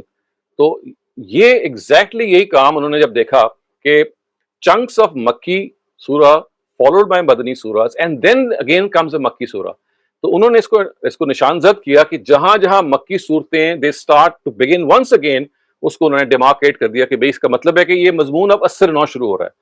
Now something new has happened. سمجھ گئے نا کہ پورے جو قرآن مجید میں ایسا تو کہیں الٹ اپ نہیں ہے کچھ مکی آ گئی پھر درمیان میں مدنی آ گئی پھر مکی یعنی ایسا نہیں ہے کہ یہ آپ کو تصویر ملے, بلکہ آپ کو ہر جگہ یہ پیٹرن ملے گا کہ مکی کے بعد جب مدنی آتی ہیں تو اس کے بعد جب مکیات آتی ہیں تو وہ ایک اور طرح سے مضمون کو شروع کر دیتی ہیں اور پھر اس کو ایک مام تک پہنچاتی ہیں اور پھر مدنی آ جاتی ہیں. تو جب انہوں نے یہ سارا دیکھا اور اس کا انالیسس کیا تو ان پہ بالکل یہ واضح ہو گیا کہ یہ دیکھیے یہ مکی سے لے کے مدنی جہاں پہ اینڈ ہو رہی ہیں یہ ایک چیپٹر بن گیا. اس کے بعد جب نئی مکی شروع ہوتی ہے تو یہ اگلے چیپٹر کا آغاز ہے. اس طرح سے جب انہوں نے پورے قرآن کا انالیسس کیا, ابھی انہوں نے اس آیت کی توجہ نہیں کی تھی, یعنی ظاہر ہے یہ آیت کی جو توجہ ہے یہ تو جب سورہ ہجر میں وہ پہنچے ہوں گے تو انہوں نے کی ہے. جب قرآن کا انہوں نے دیباچہ لکھا تو دس ہی ہیڈ آلریڈی ڈن. تو پھر قرآن کی جب اس آیت میں وہ پہنچے تو پھر وہ کہتے ہیں میں اشکر اٹھا کہ جب میں نے محسوس کیا کہ ایک چیز جو میں نے اپنی ایک سیلف ڈسکوری کے طور پہ دیکھا تھا کہ یہ 7 جو گروپس یا چیپٹرز بن گئے ہوئے ہیں یہ کتنے ڈیمارکیٹڈ ہیں. آپ سے اگر قرآن کے ٹیکسٹ کو غور سے پڑھیں تو آپ کو لگے گا کہ it is speaking for it self کہ بھئی یہ ایک چیپٹر یہاں ختم ہو گیا ایک نیا چیپٹر شروع ہو گیا. مزید پھر ان کی آبزرویشن یہ تھی کہ یہ دیکھیے کہ صورتوں کے یعنی گروپ چیپٹرز کے اندر جو صورتیں ہیں they are so connected to each other. مثلا دیکھیے ایک انالیسس ان کے سامنے یہ تھا کہ سورہ بقرہ اور سورہ آل عمران کو آپ لے لیجئے تو آپ کو لگے گا کہ بالکل آپس میں جس طرح کہتے ہیں نا کہ جڑواں ہیں, بہنیں ہیں دو, یعنی دونوں کے اندر اتمام حجت کیا جا رہا ہے مدنی دور میں, دونوں کے اندر نئی امت کی تاسیس ہو رہی ہے, مثلا آپ دیکھیے سورہ بقرہ کے درمیان میں جا کے وہ آیت آتی ہے کہ جو ہے نا لِتَكُونُوا شُهَدَاءَ عَلَى النَّاسِ وَيَكُونَ الرَّسُولُ عَلَيْكُمْ شَهِيدًا وَكَذَلِكَ جَعَلْنَاكُمْ أُمَّةً وَسَطًا، یعنی پہلے ہاف میں سورہ بقرہ میں آپ دیکھیں گے کہ اہل کتاب پہ اتمام حجت ہو رہا ہے، جیسے ہی وہ ختم ہوتا ہے نئی امت کی تاسیس شروع ہو جاتی ہے. بعین ہی یہی ایگزیکٹلی یو ول فائنڈ کہ جب سورہ آل عمران آپ پڑھیں گے نا، آپ کو نظر آئے گا کہ آلموسٹ ہاف تک وہی ہو رہا ہے کہ اہل کتاب پہ اتمام حجت ہو رہا ہے، اور پھر وہ آیت آتی ہے کنتم خیر امت اخرجت للناس، بالکل وہی آیت جو کہ وہاں آئی تھی اس کے مختلف الفاظ میں جو سورہ آل عمران میں آ جاتی ہے. اچھا مزید آپ دیکھیں فرق کیا ہوا کہ بقرہ کے اندر ایگزیکٹلی جو کام اتمام حجت کا جوز آف دا پروفٹس ٹائمز کے ساتھ ہو رہا ہے، وہ کام آل عمران میں کرسچنس کے ساتھ ہونا شروع ہو گیا along with the Jews. تو انہوں نے کہا کہ یار یہ اتنا زیادہ اشتراک ہے مضمون کا کہ یہ جو دو ہیں ان کے بارے میں ایسا لگتا ہے کہ جیسے یہ ایک ہی جگہ سے پھوٹی ہوئی ہیں. ایگزیکٹلی یہی معاملہ پھر جو اگلی دو صورتیں ہیں اس کا نظر آیا کہ سورہ نساء اور سورہ مائدہ. میں اس وقت کی ڈیٹیل میں نہیں جا رہی، میں آپ کو صرف چاہ رہا ہوں کہ آپ کو کچھ انفارمیشن آ جائے تاکہ ابھی خود you can find out your self. پھر دیکھیے ان کے سامنے بعض بلیٹنٹ اور پیئرز تھے جو نظر آتے تھے. یہ تو میں نے آپ کو ذرا لمبا پیئر بتایا جو سورہ بقرہ کا اور سورہ آل عمران کا ہے. آپ آخر میں چلے جائیں سورہ فلق اور سورہ ناس، تو آپ یہ دیکھیے کہ لٹرلی آپ کا دل پکار اٹھتا ہے کہ یار یہ تو دو صورتیں ایسی ہیں کہ جیسے بس ایک ہی طرح سے نکلی ہوئی ہیں. قل اعوذ برب الفلق جو ہے اور قل اعوذ برب الناس، they are so connected to each other. اسی طرح دیکھیں ایک اور بڑا آپ کو بڑا فیسنیٹنگ پیئر لگے گا سورہ ضحیٰ اور سورہ الم نشرح. یعنی دونوں جو ہیں وہ نبی صلی اللہ علیہ وسلم کو مخاطب کر کے ان کو تسلی دے رہی ہیں. ایک کی جو تسلی ہے اس کی نوعیت اور ہے، دوسری کی تسلی کی نوعیت اور ہے، لیکن دونوں جو ہیں جس چیپٹر میں وہ آ رہی ہیں ان چیپٹرز میں دیکھیں مخاطبین کون ہیں، وہ مشرکین عرب ہیں. ایک دم سے درمیان میں جیسے سلسلہ کلام کو روکا جاتا ہے اور اس کے بعد پھر نبی صلی اللہ علیہ وسلم کو مخاطب کر لیا جاتا ہے اور کہا جاتا ہے کہ دیکھیں یہ لوگ جو یاش خیاں کر رہے ہیں، یہ لوگ جو آپ کو پریشان کر رہے ہیں، یہ جو آپ کو ہراس کرنے کی کوشش کر رہے ہیں اور فلاں فلاں وجوہات کی وجہ سے آپ اس وقت پریشان ہیں، بالکل پریشان ہونے کی ضرورت نہیں ہے. یہ آپ کا رب آپ کے ساتھ ہے، اس نے آپ کو ہرگز ما ودعک ربک وما قلی، اس نے آپ کو نہیں چھوڑا اور نہ وہ آپ سے کوئی اس کو کوئی پریشانی ہے یا نہ آپ سے وہ ناراض ہوا ہے. یہ اس کی حکمت ہے کہ وہ بعض دفعہ جو سخت حالات آتے ہیں وہ پیغمبر کی جو آزمائش جب ہوتی ہے اس کے ساتھیوں کی، تو it is meant to strengthen them further. تو یہ ایک دم سے بریک لگی ہے اور دو صورتیں اس طرح سے آ گئی. تو اس طرح سے انہوں نے یہ دیکھا کہ دیکھیے کہ قرآن مجید تو 7 چیپٹرز میں بھی ہے اور ڈیمارکیٹڈ ہے اتنا زیادہ سوفسٹیکیٹڈلی کہ مکی کے بعد مدنی، پھر دوبارہ مکی اور پھر نئے سرے سے مضمون شروع ہو جاتا ہے. اور اس کے بعد پھر یہ صورتوں کے اندر یہ افینٹی پائی جاتی ہے کہ they are so closely related. تو یہ اپنے ذہن میں رکھ کے وہ مطمئن تھے. پھر جب وہ سورہ ہجر کی تفسیر پہ پہنچے تو پھر جیسے کہتے ہیں نا کہ as if it was a revelation کہ بھئی جو چیز انہوں نے out of his own study جو تھی وہ ڈسکور کی تھی یا سمجھی تھی، وہ دیکھیے قرآن نے خود پکار کے بتا دیا کہ یہ 7 چیپٹرز ہیں جس میں ان کی صورتیں جو ہیں وہ جوڑا جوڑا ہیں. یہاں تک تو یہ وہ کام ہے جو استاد امین حسین اصلاحی کا آپ کے سامنے آیا. اس کے بعد میں نے جیسے کہ عرض کیا کہ استاد جاوید احمد آمدی کی جو ایک کنٹریبیوشن جو انہوں نے اس میں کی، وہ انہوں نے یہ آپ کو بتایا کہ دیکھیے یہ جو صورتوں کے اندر جو جوڑا ہونے کی جو ایگزیکٹ سائنٹیفک طریقہ ہے وہ اس کو انہوں نے متعین کر دیا جو میں آپ کے سامنے اس وقت پیش کر رہا ہوں. یہ دیکھیں یہ جو مختلف جو رنگ ہیں یہ قرآن کی 7 چیپٹرز کو بیان کر رہے ہیں. یلو جو ہے وہ پہلا چیپٹر ہے، یہ پنک آپ دیکھ رہے ہیں یہ دوسرا ہے، پھر جو بلو ہے یہ تیسرا چیپٹر ہے، یہ موو چوتھا ہے، پھر ریڈ پھر پانچواں ہے، گرین چھٹا، اور یہ جو پھر آپ کہہ لیجئے کیا کہنا چاہیے اس کو، آسمانی رنگ ہے، فیروزی رنگ ہے، یہ 7واں چیپٹر ہے. تو یہ دیکھیے کہ یہ چیپٹرز ہیں یہ قرآن مجید میں اس طرح سے تقسیم ہوئے ہیں. اس کو پھر انہوں نے استاد جاوید احمد غامدی نے مزید پریسائز کیا اور آپ کو بتایا کہ دیکھیے اگر آپ ان کو دیکھنا چاہتے ہیں تو پھر یہ آپ دیکھیے کہ یہ خود جو یہ چیپٹرز ہیں یہ ایک سیکوینس میں ریلیٹڈ. اور وہ کیا سیکوینس ہے؟ وہ سیکوینس یہ ہے کہ چیپٹر نمبر 7, 6, 5, 4 اور 3 اگر آپ قرآن کو اس طرح سے پڑھنا شروع کریں تو یہ مشرکین عرب کو مخاطب کرتا ہے اور ان کو یہ بتاتا ہے کہ ان کی غلطیاں کیا ہیں. ان کی جو مکی صورتیں ہیں، مدنی صورتوں میں ظاہر ہے مسلمان زیر بحث آتے ہیں، اور اس طرح سے اگر آپ پڑھیں تو جو چیپٹر نمبر 1 اور چیپٹر نمبر 2 کی جو صورتیں ہیں وہ صورتیں ہیں کہ جو اہل کتاب کو مخاطب کرتی ہیں، اور اہل کتاب سے مراد جوز اینڈ کرسچنز ہیں. اور آپ یہ دیکھیں گے کہ جو بلک ہے وہ 7 سے لے کے 3 یا 2 تک ہے، کیونکہ یہاں پہ آئیڈالٹرز جو ہیں وہ زیر بحث ہیں. یہاں پہ اہل عرب جو زیر بحث ہے، بنی اسماعیل، چونکہ وہ شرک میں گرفتار تھے اور وہ زیادہ تعداد میں تھے، وہ نبی صلی اللہ علیہ وسلم کی اپنی قوم بھی وہی تھے. تو قرآن کا جو 2/3 حصہ ہے اگر آپ دیکھیں کوانٹیفائی کریں تو وہ مشرکین عرب کو مخاطب کرتا ہے، اور ان ان پر حجت تمام کرتا ہے یا ان کو یہ بتاتا ہے کہ دیکھیں جو آپ کی غلطیاں ہیں اگر آپ ان سے باز نہیں آئے تو پھر آپ کا فیصلہ ہو جائے گا. اور جو اس کا مدنی حصہ ہے یعنی، اور یہ بھی آپ دیکھ لیجئے کہ یہ جو مکی حصہ ہے یہ زیادہ تر وہ ہے کہ جو جس کے اندر مشرکین عرب زیر بحث آئے ہیں جو مکے میں تھے، اور چونکہ اہل کتاب مدینہ میں پائے جاتے تھے تو چنانچہ وہ ان کی جو تفصیل ہے وہ آپ کو پہلے گروپ میں نظر آئے گی.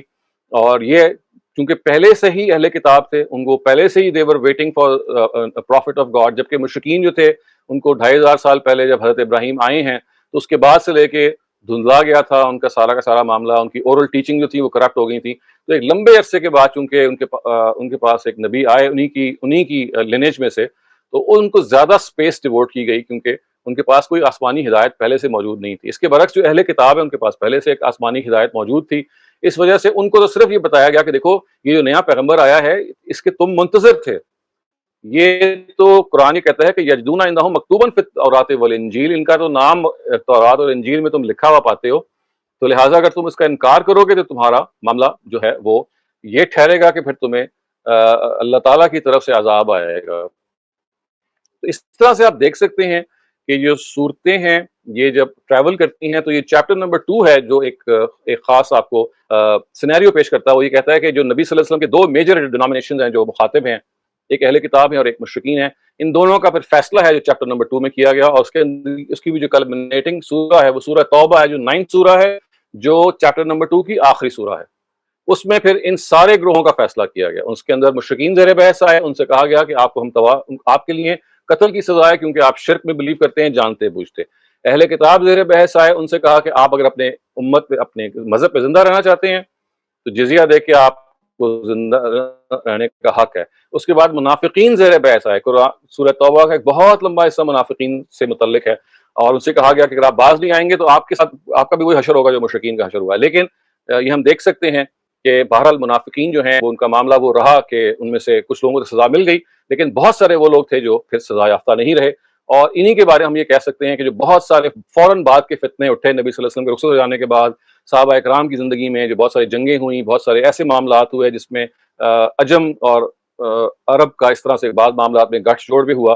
تو آپ یہ کہہ سکتے ہیں کہ یہ وہی منافقین تھے جو سزا یافتہ ہونے سے رہ گئے تھے، جنہوں نے اپنے اس مفسدے کو جاری رکھا. اللہ تعالیٰ کی جو بھی حکمت تھی ظاہر ہے وہ موجود ہوگی، جس کی وجہ سے پھر امت اسی افتراق کا شکار بہت جلد ہونی شروع ہوگی 25-30 سالوں کے بعد، بلکہ انہی کے اندر جس کا آپ نے مظاہرہ کیا. تو اس طرح سے آپ یہ دیکھ سکتے ہیں کہ جو فرائی اپروچ ہے اس پورے کے پورے قرآن مجید کو سمجھنے کی، وہ اس طرح سے ایک ہولسٹک اپروچ بن جاتی ہے کہ جس میں ان آیات کے اندر خود قرآن کا سٹرکچر، قرآن کا پورا میسج اور اس میسج کی کلمنیشن کو بیان ہوا ہے.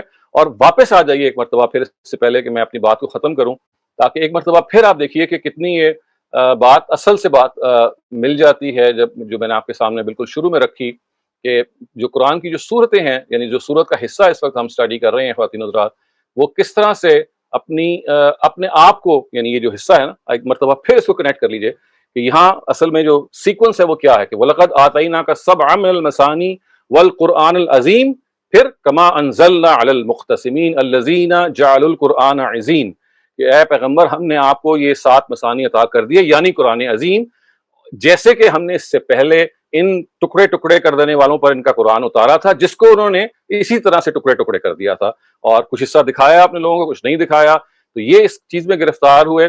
آپ کو پریشان ہونے کی ضرورت نہیں ہے، آپ کے ساتھ قرآن مجید جو it is the biggest comfort for you, یہ آپ کو عطا کر دیا گیا ہے. یہ اگر آپ کو یہ ہراس کر رہے ہیں، آپ کو تنگ کر رہے ہیں، جو قرآن میں ایک پامال مضمون ہے، پروفٹ کی ہراسمنٹ کا آپ نے دیکھا جگہ جگہ پہ ذکر آیا. نبی صلی اللہ علیہ وسلم بھی انسان تھے اور انسان ہونے کے ناطے پریشان ہو جاتے تھے، تو ان کو جگہ جگہ تسلی دی گئی ہے. یہاں پہ بھی یہ تسلی ہے کہ بھئی آپ کے پاس تو یہ ایسا قرآن ہے. اور دیکھیے ایک اور چیز آپ دیکھیے کہ امتحان کا جب موقع ہوتا ہے نا، امتحان کا مطلب ہے کہ جب تسلی دینے میں اللہ تعالیٰ تھوڑا سا اور آگے جا رہے ہوتے ہیں، ایگزیجریٹ تھوڑا سا کرتے ہوئے، تھوڑا سا اور تفصیل کرتے ہوئے، تو یہ امتحان کے موقع پہ تفصیل ہو جاتی ہے. ورنہ اگر وہ صرف یہ کہتے کہ بھئی ہمارے پاس تو قرآن مجید ہم نے آپ کو دے دیا ہے، آپ اس سے تمسک اختیار کریں، اس کو اختیار کریں. ان لوگوں نے بھی اپنے قرآن کے حصے بکھرے کر دیے تھے، ان کو چھوڑ دیں، انہوں نے تو یہی کام کرنا ہے، یہ کافی تھا.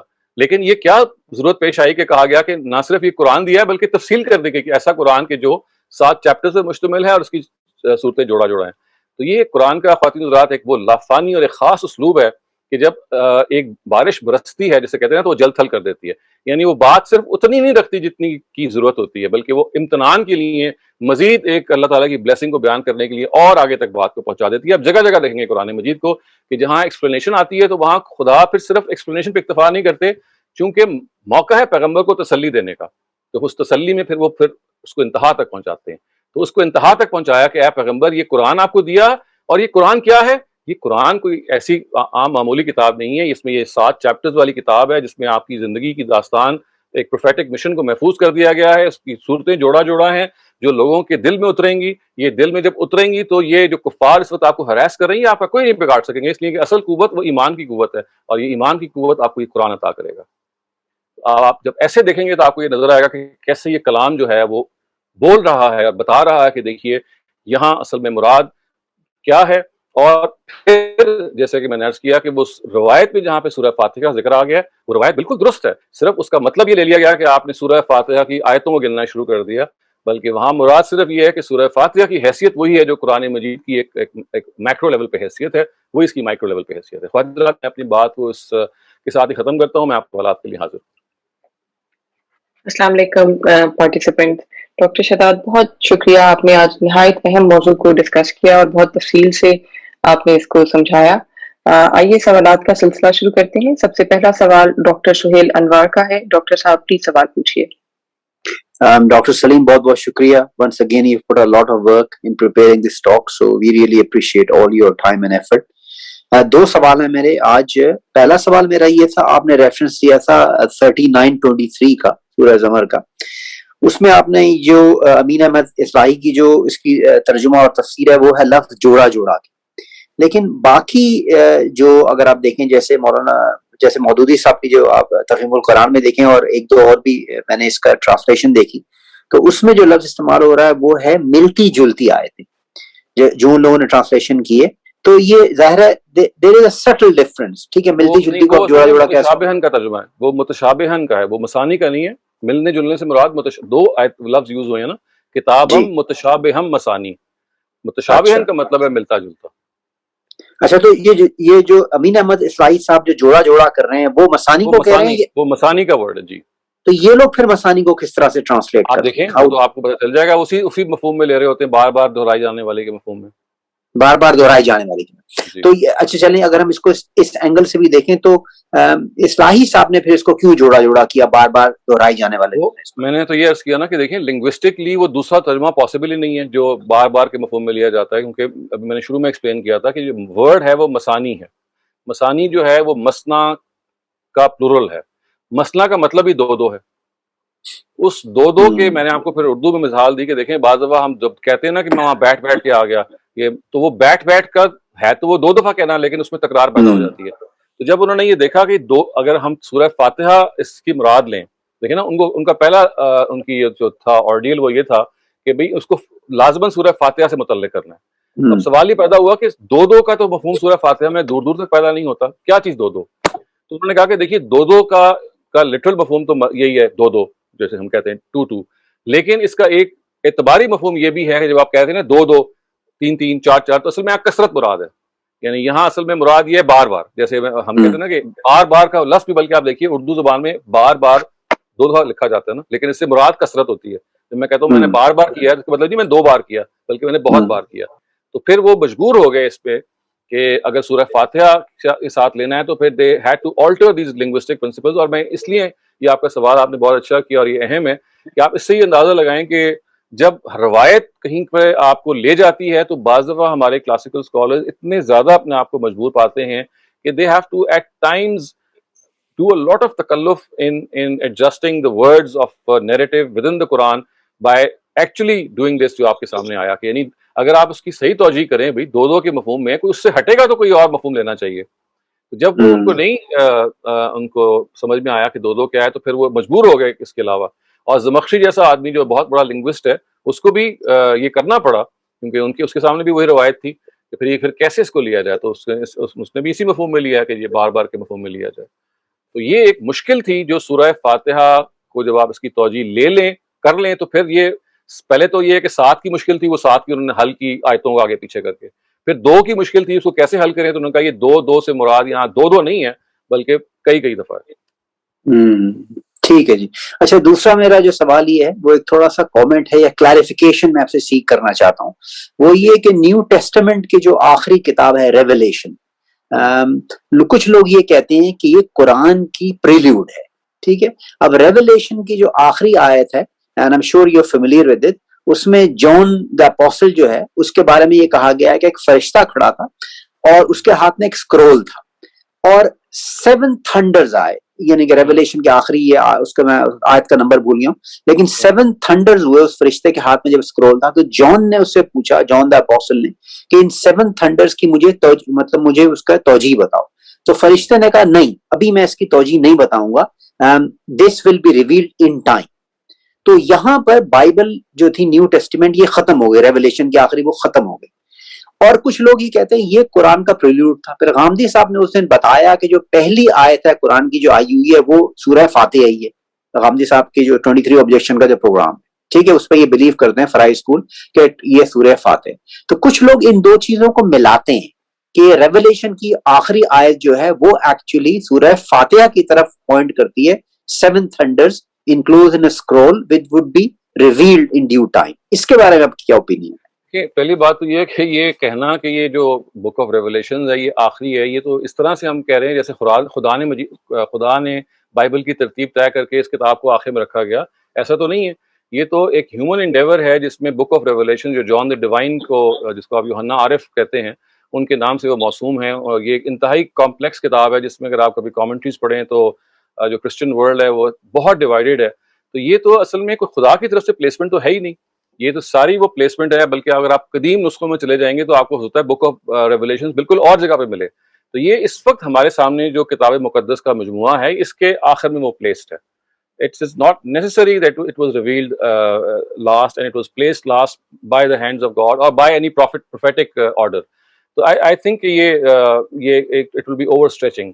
اور دوسری بات یہ ہے کہ یہ جو 7 thunders کے بارے میں بہت ساری اور جو توجیحات اس زمانے میں بھی کی گئی ہیں، اس کتاب کے اندر ہی بعض اس کی آپ یوں کہہ لیجئے کہ انڈیکیشنز موجود ہیں، جو اس وقت میں اس کو موضوع نہیں بنا سکتا لیکن آپ کو پتہ چل جائے گا۔ لیکن بالفرض اگر آپ ان ساری انڈیکیشنز کو نہ بھی مانیں تو 7 thunders سے 7 آیتوں کو مراد لینا، اور وہ بھی 7 آیتیں کہ جو نہیں ایگزسٹ کرتی، سورہ فاتحہ جو ہے اس کے بارے میں تو واضح ہے کہ وہ 7 آیتیں نہیں ہیں، یعنی وہ 6 آیتوں کا مجموعہ ہے۔ تو آئی تھنک یہ جو مختلف ریزنز ہیں اس کی وجہ سے I would not hesitate in declaring this کہ I don't think this has a connection with سورہ فاتحہ at all۔ ٹھیک ہے جی، I was just seeking clarification کیونکہ you are right، یہ جو نیو ٹیسٹمنٹ کے جتنے بھی بکس کی ارینجمنٹ ہے that's just all over the place، اور وہ چینج ہوتی رہی ہے 1400 سال۔ ہاں جی، اور وہ انسانوں کی ہوئی ہے۔ جی ہاں، اوکے، بہت شکریہ جناب۔ شکریہ۔ اگلا سوال وارث رضا، پلیز آپ پوچھیے۔ السلام علیکم سر۔ وعلیکم السلام۔ اچھا سر، یہ میرے 2 سوال ہیں۔ ایک تو پہلا سوال یہ ہے کہ جو آیت نمبر 91 ہے، الذین جعلوا القرآن عضین، 97 جی 91 ہے جی، تو اس میں جو ہے وہ یعنی جو آپ جیسے کہہ رہے ہیں کہ تورات ہے یہاں پہ مراد، تو قرآن نے یہاں پر اس کو قرآن کے بجائے جو ہے نا تورات کیوں نہیں استعمال کیا، یعنی یہ زیادہ کلیریفائی ہو جاتا۔ تو ایک ادبی اسلوب ہے نا، دیکھیں اگر آپ عربی، اردو ادب، فارسی ادب، کسی بھی ادب سے واقف ہوں تو یہ تو عام ہے۔ میں نے آپ کو مثال بھی دی تھی کہ میں جب یہ کہتا ہوں، مثال کے طور پہ آپ دیکھیے کہ تاریخ القرآن کے جو سبجیکٹ ہے اس میں کتاب ہے Geschichte des Quran، یہ جرمن کتاب ہے، تھیوڈور نولڈکے کی لکھی ہوئی، اس کو کہا جاتا ہے کہ it is the Bible of all books of Quranic history. Bible تو نہیں ہے وہ، لیکن جب ہم کسی کو بائبل کسی صنف کی قرار دیتے ہیں، کسی یونرا کی قرار دیتے ہیں، اس کا کیا مطلب ہوتا ہے کہ اس کی حیثیت وہی ہے جو کہ بائبل کی حیثیت مذہبی کتابوں میں ہے، وہ حیثیت اس کی اپنے اس صنف کے اندر ہے۔ تو یہ ادبی اسلوب ہوتا ہے بیان کرنے کا، اور یہ آپ ادبی اسلوب جا بجا قرآن میں دیکھیں گے۔ قرآن مجید کو آپ دیکھیے، یہ ادب کے پیرائے میں نازل ہوئی ہوئی کتاب ہے، اور اسی وجہ سے اس کو ہم اس طرح سے ترجمہ کرتے ہیں کہ جب یہ کہا گیا کہ کما انزلنا علی المقتسمین الذی جعلوا القرآن عضین، یعنی جو مقتسمین کی طرف اشارہ ہے، جنہوں نے بانٹ دیا تھا، یعنی اس سے پہلے جو گروتھ ہے جو ان کی طرف اشارہ ہے، تو ان پہ تو قرآن ظاہر نازل نہیں ہوا۔ تو یہ اصل میں ایک اعتباری اور ایک میٹافوریکل بات ہے کہ جیسے ان کا جو حیثیت ان کے قرآن کی تھی، یعنی تورات کی تھی، جس کو انہوں نے حصے بکھرے کر دیا، تو اے پیغمبر ان کا معاملہ یہی ہے، یہ ایسے اسی روش پہ قائم رہیں گے۔ آپ کو ہم نے یہ جو قرآن عطا کر دیا ہے، آپ کو اصل میں اپنے سارے کے سارے اپنی ساری کی ساری جو آپ کو کمک چاہیے انٹلیکچوئل، اس پہ آپ کو اس پہ منحصر ہونا ہے. تو یہ بیسکلی ایک میٹافور ایک ادبی استعمال ہے. اوکے سر دیکھیں دوسرا سوال میرا یہ ہے کہ جیسے آپ ابھی اس کو سمجھا رہے تھے کہ کما انزلنا علی المقتسمین، تو کیا اس سے یہ مطلب لیا جائے گا کہ جو تورات ہے وہ بھی ایسے ہی سبع مثانی میں اتری تھی، مگر کیا اس کی ہمارے پاس کوئی دلیل نہیں، ہے؟ یہ وہی تجرید کا اسلوب ہے. تجرید کا کیا مطلب ہوتا ہے کہ ایک چیز کو مجرد کر دیا جاتا ہے، یہاں پہ وہ بین ہی نہیں مراد ہوتی. کما انزلنا کا مطلب ہے کہ جیسے ہم نے اتارا، یعنی جیسے ہم نے ایک صحیفہ اتارا، یعنی قرآن کی طرح کے ساتھ چیپٹرز کی طرح یہاں مراد نہیں ہے، بلکہ کہا گیا کہ دیکھیں ہم نے تو آپ کو قرآن عظیم دیا کما انزلنا علی المقتسمین، جیسے کہ ہم نے یہ قرآن عظیم ان لوگوں کی طرف اتارا، اس طرح کا ایک قرآن اتارا. تو وہاں جو تشبیہ ہے وہ قرآن سے ہے، نہ کہ قرآن کے اجزاء سے ہے. اس کو ہم تجرید کہتے ہیں. تجرید کا مطلب یہ ہوتا ہے کہ بعض دفعہ جب تشبیہ دی جاتی ہے تو کچھ حصوں کو نکال دیا جاتا ہے اور اصل مین بات پہ فوکس کیا جاتا ہے. یہاں تشبیہ قرآن کی ہے، نہ کہ قرآن کے کمپوننٹس کی. اوکے سر ایک آخری سوال ہے سر، وہ یہ ہے کہ سبع مثانی کے حوالے سے کہ جس طرح سے مولانا امین حسن اصلاحی نے بڑی اس کو ایکسپلیسٹلی پورا بیان کیا اپنے مقدمے میں، 7 گروپ جو چیپٹرز ہیں، کیا ہمارے پاس کوئی ایسی تاریخی روایت یا کوئی شہادت موجود ہے کہ اس سے پہلے بھی ایسا کوئی کام جو ہے وہ امت میں رہا ہے؟ دیکھیں میں نے تو اس بات کو بہت مرتبہ ایکسپلین کیا ہے کہ قرآن مجید تو غور فکر کا موضوع بنا ہی نہیں ہے کہ اس پہ کوئی اتنا تفصیلی کام ہم سائٹ کر سکتے. قرآن مجید کی جب بھی توجیہ کی گئی ان کو روایتوں کی بنیاد پہ کیا گیا. تفسیر بالروایہ کا جو اسکول ہے وہ اتنا اسٹرانگ ہے کہ اس کے ہاں یہ ایک اسٹیٹڈ اور گیون پرنسپل ہے. دیکھیے نا، آپ کو میں نے ابھی بتایا کہ بخاری کی جب روایت آ گئی تو وہ اتنا اس کی بڑی حیثیت ہے کہ انہوں نے قرآن مجید کے اندر وہ آیتوں کو 6 کے 7 کرنے اور سبع مثانی میں مثانی کا ترجمہ جو ہے اس کو ایڈجسٹ کرنے کے لیے کتنا پاپڑ بیلے انہوں نے. تو ان کے ہاں قرآن کا ٹیکسٹ جو ہے وہ بہت، یعنی ان کے ہاں زیادہ سے زیادہ قرآن کا جو ٹیکسٹ ہے وہ فضائل کے لیے پڑھنے کے لیے استعمال ہوتا ہے. ان کے ہاں حدیث کے ذریعے سے سمجھنے کے لیے استعمال ہوتا ہے. یوں سمجھ لیجیے کہ ایصال ثواب کے لیے بھی استعمال ہو جاتا ہے. یہ 5ویں 6ٹھی ہجری سے ہمارے ہاں جب غزالی کی جو احیاء العلوم لکھی گئی ہے، میں اس کی بہت دفعہ تاریخ بیان کر چکا ہوں، انہوں نے ایک پیراڈائم شفٹ کیا ہے ہماری پوری امت میں، اور فضائل کی بنیاد پہ قرآن کو پڑھنا بہت عام قرار ہونا شروع ہو گیا. یعنی فضائل کی جو روایتیں اگر آپ کبھی کشاف کو نکال کے دیکھیں گے، زمخشری جیسا عقلی آدمی اس کی ہر سورہ کی تفسیر کے آخر میں یہ لکھا ہوا ہے کہ اگر آپ یہ سورہ پڑھیں گے تو یہ ہو جائے گا، یہ سورہ پڑھیں گے تو رات کو چور نہیں آئیں گے، یہ سورہ پڑھیں گے تو آپ کبھی غریب نہیں ہوں گے، وغیرہ وغیرہ. پوری کی پوری جو 114 صورتیں ہیں اس کا انہوں نے اس طرح سے ان کی فضیلتیں بیان کی ہیں. تو یہ ایک انفارچونیٹ واقعہ ہوا کہ قرآن مجید کے ٹیکسٹ پر انٹرنسکلی غور کرنا یہ ایک لمبے عرصے تک ترک کیا جاتا رہا، اور قرآن مجید کو جیسے میں نے کہا فضائل اور حفظ و تلاوت کی چیز کو بنا دیا گیا، اور اس کے بارے میں بس یہ تھا کہ اس کو پڑھ لیں گے تو اسے ثواب حاصل ہوگا. اس کو ہدایت کی کتاب بنا کے اس کے ٹیکسٹ پر غور کرنا، یہ تو چونکہ دیکھیں اس کو ویسے ہی روک دیا گیا تھا اور یہ کہا گیا تھا کہ قرآن کو آپ نے سمجھنا ہے تو حدیث سے سمجھنا ہے، روایت سے سمجھنا ہے، تو اس کا موقع ہی نہیں آیا. یہ تو اللہ تعالیٰ کی کوئی قدرت تھی جس میں 200 سال پہلے جب فرائی صاحب پیدا ہوئے انہوں نے اثر نو اس معاملے کو لیا اور انہوں نے کہا کہ بھائی ہم اصل میں قرآن مجید کے ساتھ جو قرآن خود کہتا ہے کہ اس پہ تدبر کرو، وہ کہتا ہے میں عربی مبین میں ہوں، آپ اس عربی مبین کو خارج میں تلاش کر رہے ہیں. وہ کہتا ہے کہ میرے ٹیکسٹ پہ غور کرو، آپ اس پہ ٹیکسٹ پہ غور ہی نہیں کر رہے، آپ خارج میں غور کر رہے ہیں. تو انہوں نے یہ کہا کہ دیکھیے یہ سارے کا معاملہ ٹاپسی ٹروی ہو گیا ہے، جو بات جیسی تھی اس الٹ ہو گئی ہے. تو اس وجہ سے آپ جب ماضی میں کوئی مثال تلاش کریں گے تو اس کی وجہ یہ نہیں ہے کہ لوگ وہاں نالائق تھے یا لوگوں کے اندر اتنی وہ نہیں تھی، نہیں، بلکہ لوگوں نے اپنی توجہ ہی نہیں کی قرآن کے ٹیکسٹ پہ. اگر کی ہوتی تو شاید بہت پہلے فرائی صاحب سے بہت پہلے ہی بات ڈسکور ہو چکی ہوتی. تو یہ اصل میں آپ اس کی پہلے تاریخ میں اس کی پلیسمنٹ کر لیں. پلیسمنٹ میں اصل میں یہ حادثہ ہے جو ہمارے ہاں ہوا، اور یہ آج بھی ہو رہا ہے، اس لیے کہ جو فرائی اسکالرز ہیں ان کی اپروچ تو ایک مائنورٹی میں ہے. آج بھی تفسیر بالروایہ کا اسکول ہے جو پریویل کر رہا ہے. ان کے ہاں روایت سے قرآن سمجھنا، قرآن پر براہ راست غور نہ کرنا، یہ ایک کارڈینل پرنسپل ہے، یہ ایک ایبنیشو فرسٹ کہتے ہیں نا کہ فرسٹ پرنسپل ہے ان کے ہاں. تو یہ ہے جس کو آپ کو اگر آپ سمجھ لیں گے تو یہ آپ کو جو عقدہ ہے شاید کھل جائے. اگلا سوال روحی آپ ہی پلیز آپ پوچھیے. جی السلام علیکم ڈاکٹر صاحب. وعلیکم السلام. ڈاکٹر صاحب آج کا لیسن تو بہت ہی زبردست تھا، مجھے بہت مزہ آیا. It was very exciting and informative. تو آج اس کا جو آپ نے 7 چیپٹرز کا ایکسپلین کیا ہے، تو بہت ہی زبردست تھا. اس میں جیسے ہے کہ 7 waves of revelation اس میں آتی ہیں، جس طرح میں تھوڑا بہت سمجھ پائی ہوں. تو میرا سوال یہ ہے کہ جو آپ نے فرسٹ آیت اور لاسٹ 2 آیت کے درمیان والا پارٹ بتایا کہ وہ حضور صلی اللہ علیہ وسلم کی تسلی کے لیے وہ والی آیتیں تھیں، جی ان کے بارے میں جو میں نے پڑھا ہے، جو میری استاذہ نے مجھے بتایا ہے، وہ یہ ہے کہ اس کا شان نزول یہ تھا کہ ایک دفعہ ایک غریب اور مخلوق الحال مسلمان ایک دو حضور صلی اللہ علیہ وسلم کے پاس بیٹھے قرآن پاک سمجھنے کی کوئی تعلیم حاصل کر رہے تھے. تو اسی دوران ایک قریش کا ایک بڑا گروپ، امیر لوگوں کا گروپ جو ہے وہ وہاں داخل ہوتا ہے، اور حضور صلی اللہ علیہ وسلم کی توجہ ان غریب مسلمانوں سے ہٹ کے ان کی طرف ہو جاتی ہے. تو اس موقع پر حضور صلی اللہ علیہ وسلم کو یہ ایک طرح سے، جیسے کہ انہوں نے مجھے بتایا کہ یہ تنبیہ تھی کہ ان لوگوں کی طرف مت دیکھو جن کو میں نے بہت کچھ دیا ہے، بلکہ ان لوگوں کی طرف اپنے بازو پھیلا دو جو کہ تم سے سیکھنا چاہتے ہیں، اور جو سیکھ رہے ہیں اور جو سیکھنا چاہتے ہیں. تو کیا ان میں سے کون سی چیز زیادہ آپ دیکھیں، کے میں نے خیال تو میں؟ پہلے بھی آپ کو ایکسپلین کیا کہ دیکھیے، اگر آپ نے قرآن مجید کی کوئی شان نزول سمجھنی ہے تو وہ قرآن کے ٹیکسٹ کے اندر سے نمودار ہونی چاہیے. خارج سے جتنی جی بھی شان نزول ہے ان کو قرآن کا ٹیکسٹ کو قبول کرنا چاہیے.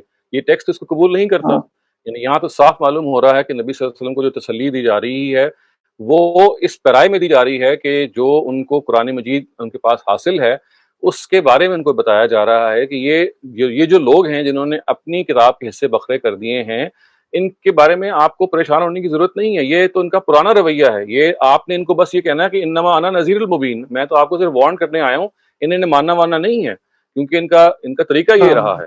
اور جب یہ کہا گیا کہ لا جی تمدن عینیک کا، تو یہ قرآن کا خاص اسلوب ہے. اس سے مراد یہ نہیں ہوتی کہ نبی صلی اللہ علیہ وسلم خدا نخواستہ اس دنیاوی چیز کی طرف متوجہ ہو گئے تھے. یہ تو اصل میں اس چیز کی جو دنیاوی حیثیت ہے اس کو بیان کرنے کے لیے کہا گیا ہے. یہ بالکل ایسے ہی اسلوب ہے کہ جب آپ کا جو کوئی بیٹا اگر فرض کیجئے کسی بری کمپنی میں پڑ جاتا ہے تو آپ جی اس کو ڈانٹنے کے بجائے آپ اس کی کمپنی کے بارے میں کہتے ہیں اچھا تو ان لوگوں کے پیچھے جا رہے ہو، ان لوگوں کے پیچھے جا رہے ہو. تو مقصد بیٹے ہاں کو کچھ کرنا نہیں ہوتا، ان کو سنانا ہوتا ہے کہ دیکھیے یہ کمپنی کتنی بری ہے.